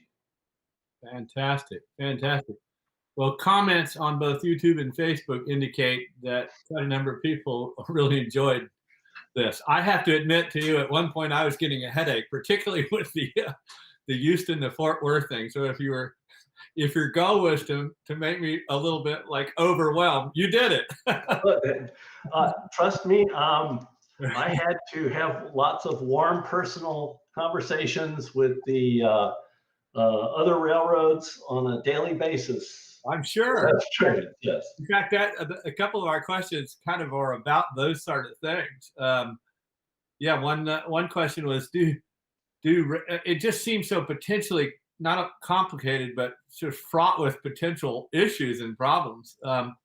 For instance, does the tenant get allocated kind of a fixed time slot in the schedule, and is there any sort of fine or a problem when they kind of don't show up on time and end up messing the schedule for the host railroad? That's something Andy wanted to know. No,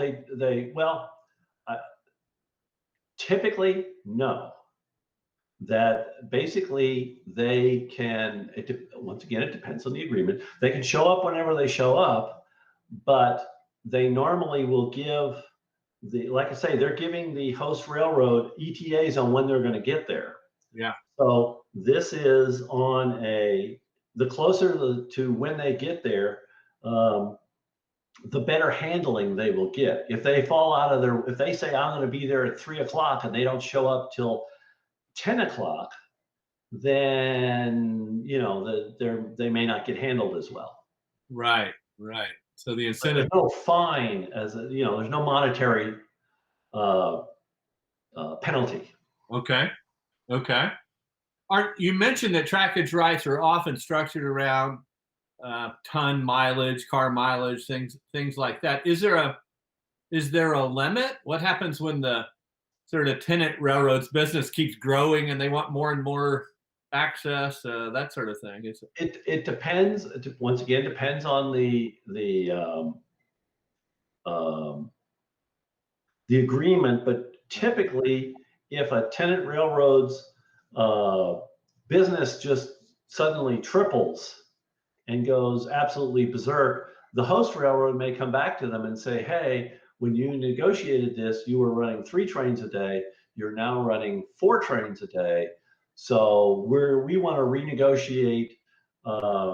You need to lengthen sidings. You need to do some more sidings and stuff like that. For example, Amtrak recently upgraded a bunch of sidings on one of the routes, specifically to improve their performance and to eliminate train interference. And that was something that they helped pay for in order to get better handling on trackage rights. Okay, yeah, that makes sense. One thing I really am curious about is surely the railroads must have, let's say, different sorts of relationships with each other. Some of them are more friendly to one another, some of them are less. Does that kind of, I don't know, sort of personalities or politics kind of play in? It does. But the railroads are highly competitive with each other. It's a cutthroat business.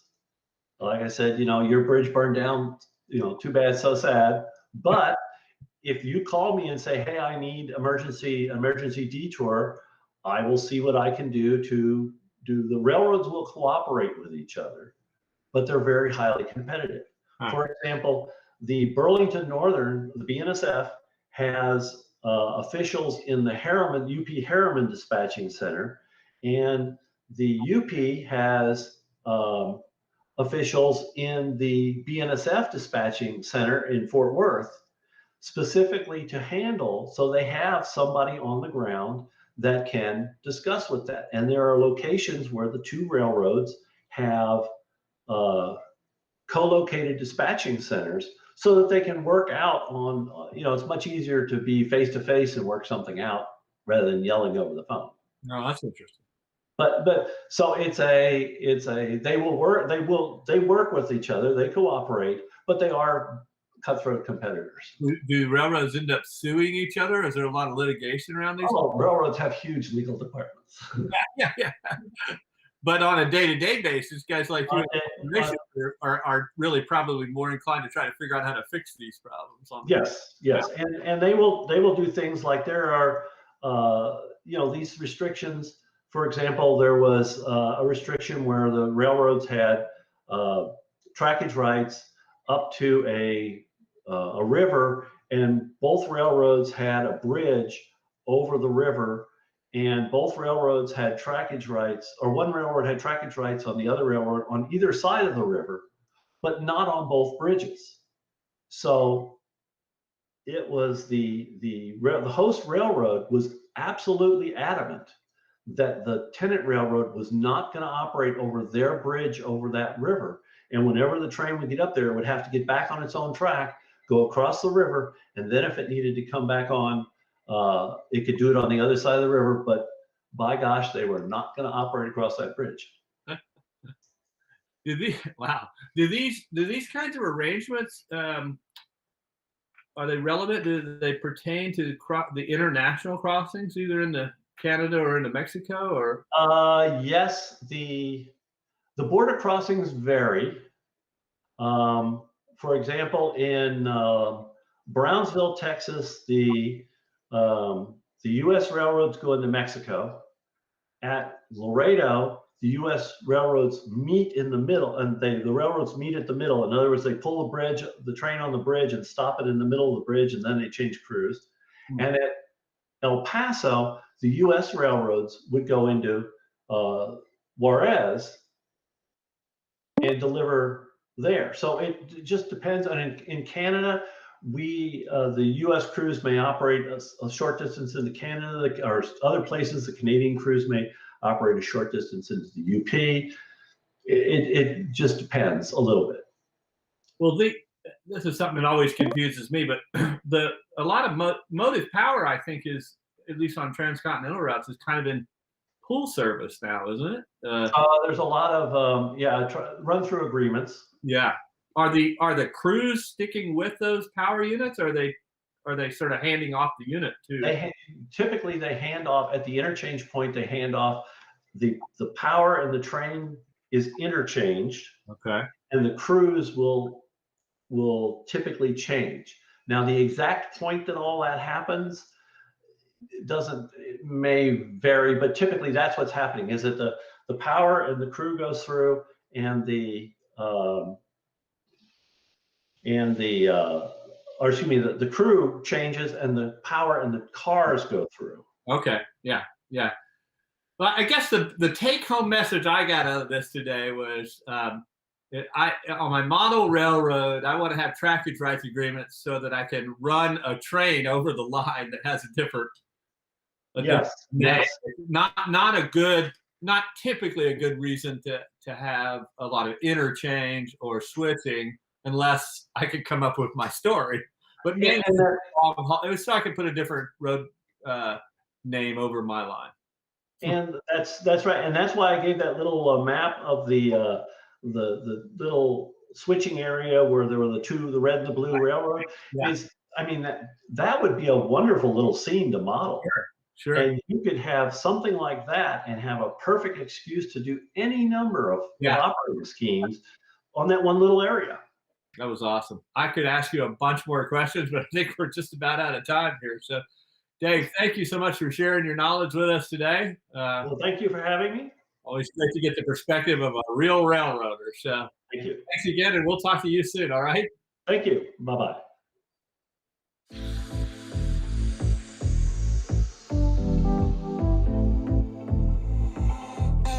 Alrighty. Good clip.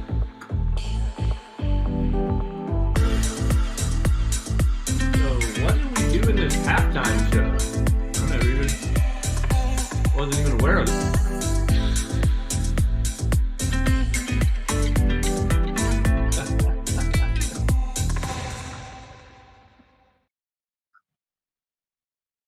I know, right? Well, so I'm a few minutes to 6. I guess I should have my training on halftime show. Sure. Huh? Cool. I'm going to introduce these two fine gentlemen who are going to tell us a little bit about this summer's convention. Yep. So are we clear that I can throw a share up and make sure it's good? Why don't you try that right now, Phil? Okay. We are going to share a screen. Well, it's interesting to display what they find. So I'm going to share this screen. So I just have to do that before I share it. Do this. So that should be good. Yeah. And now, why don't you hit slide? We come over here and I do this. Okay. There we go. Now, I'm going to stop sharing. Wait, stop, Phil. Go back. Go ahead and put it up. Put what you want. No, I'm going to bring it back to a share screen when we start. After you introduce this, I'm going to go here, and then I'm going to share this, and that will share directly like that. So you'll see it as the slides. And what I'm doing is I'm using the fact that I got two screens to manage the slide share using the presentation manager thing. Okay. So basically I can walk the slides through. Perfect. Like this. Just want to make it really advanced. So that was good. Okay. And Speed, if you're on, you will be happy to know that you notice there's a slide 14, and you probably can't tell this, but I advanced the slide to 15. So there's actually a second in slide just in case. Oh, So you don't accidentally blow it. That's actually a great point. I'm kind of always cognizant of it, but I've never thought about that as a way for folks that aren't as cognizant to pay attention. I like those tips occasionally. So I will stop sharing. So let me just make back to cola, is that right? Yep. And head home. Head home, yep. Just like it sounds. Good Swedish name. How do you say yours, John? Is it daring? I say Doring, but it's daring slightly closer to the right German. Okay, just curious. My friends always told me when I was young that I was more Doring than daring. I've never been accused of being all that daring. You got to go with what works, I guess.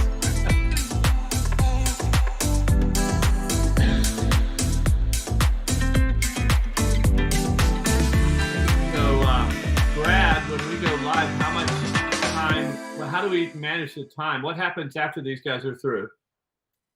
You start singing. Are we going to be able to, are we going to do any live Q&A, or are there questions that may come in the chat, or how does that work? Yes. Let's go.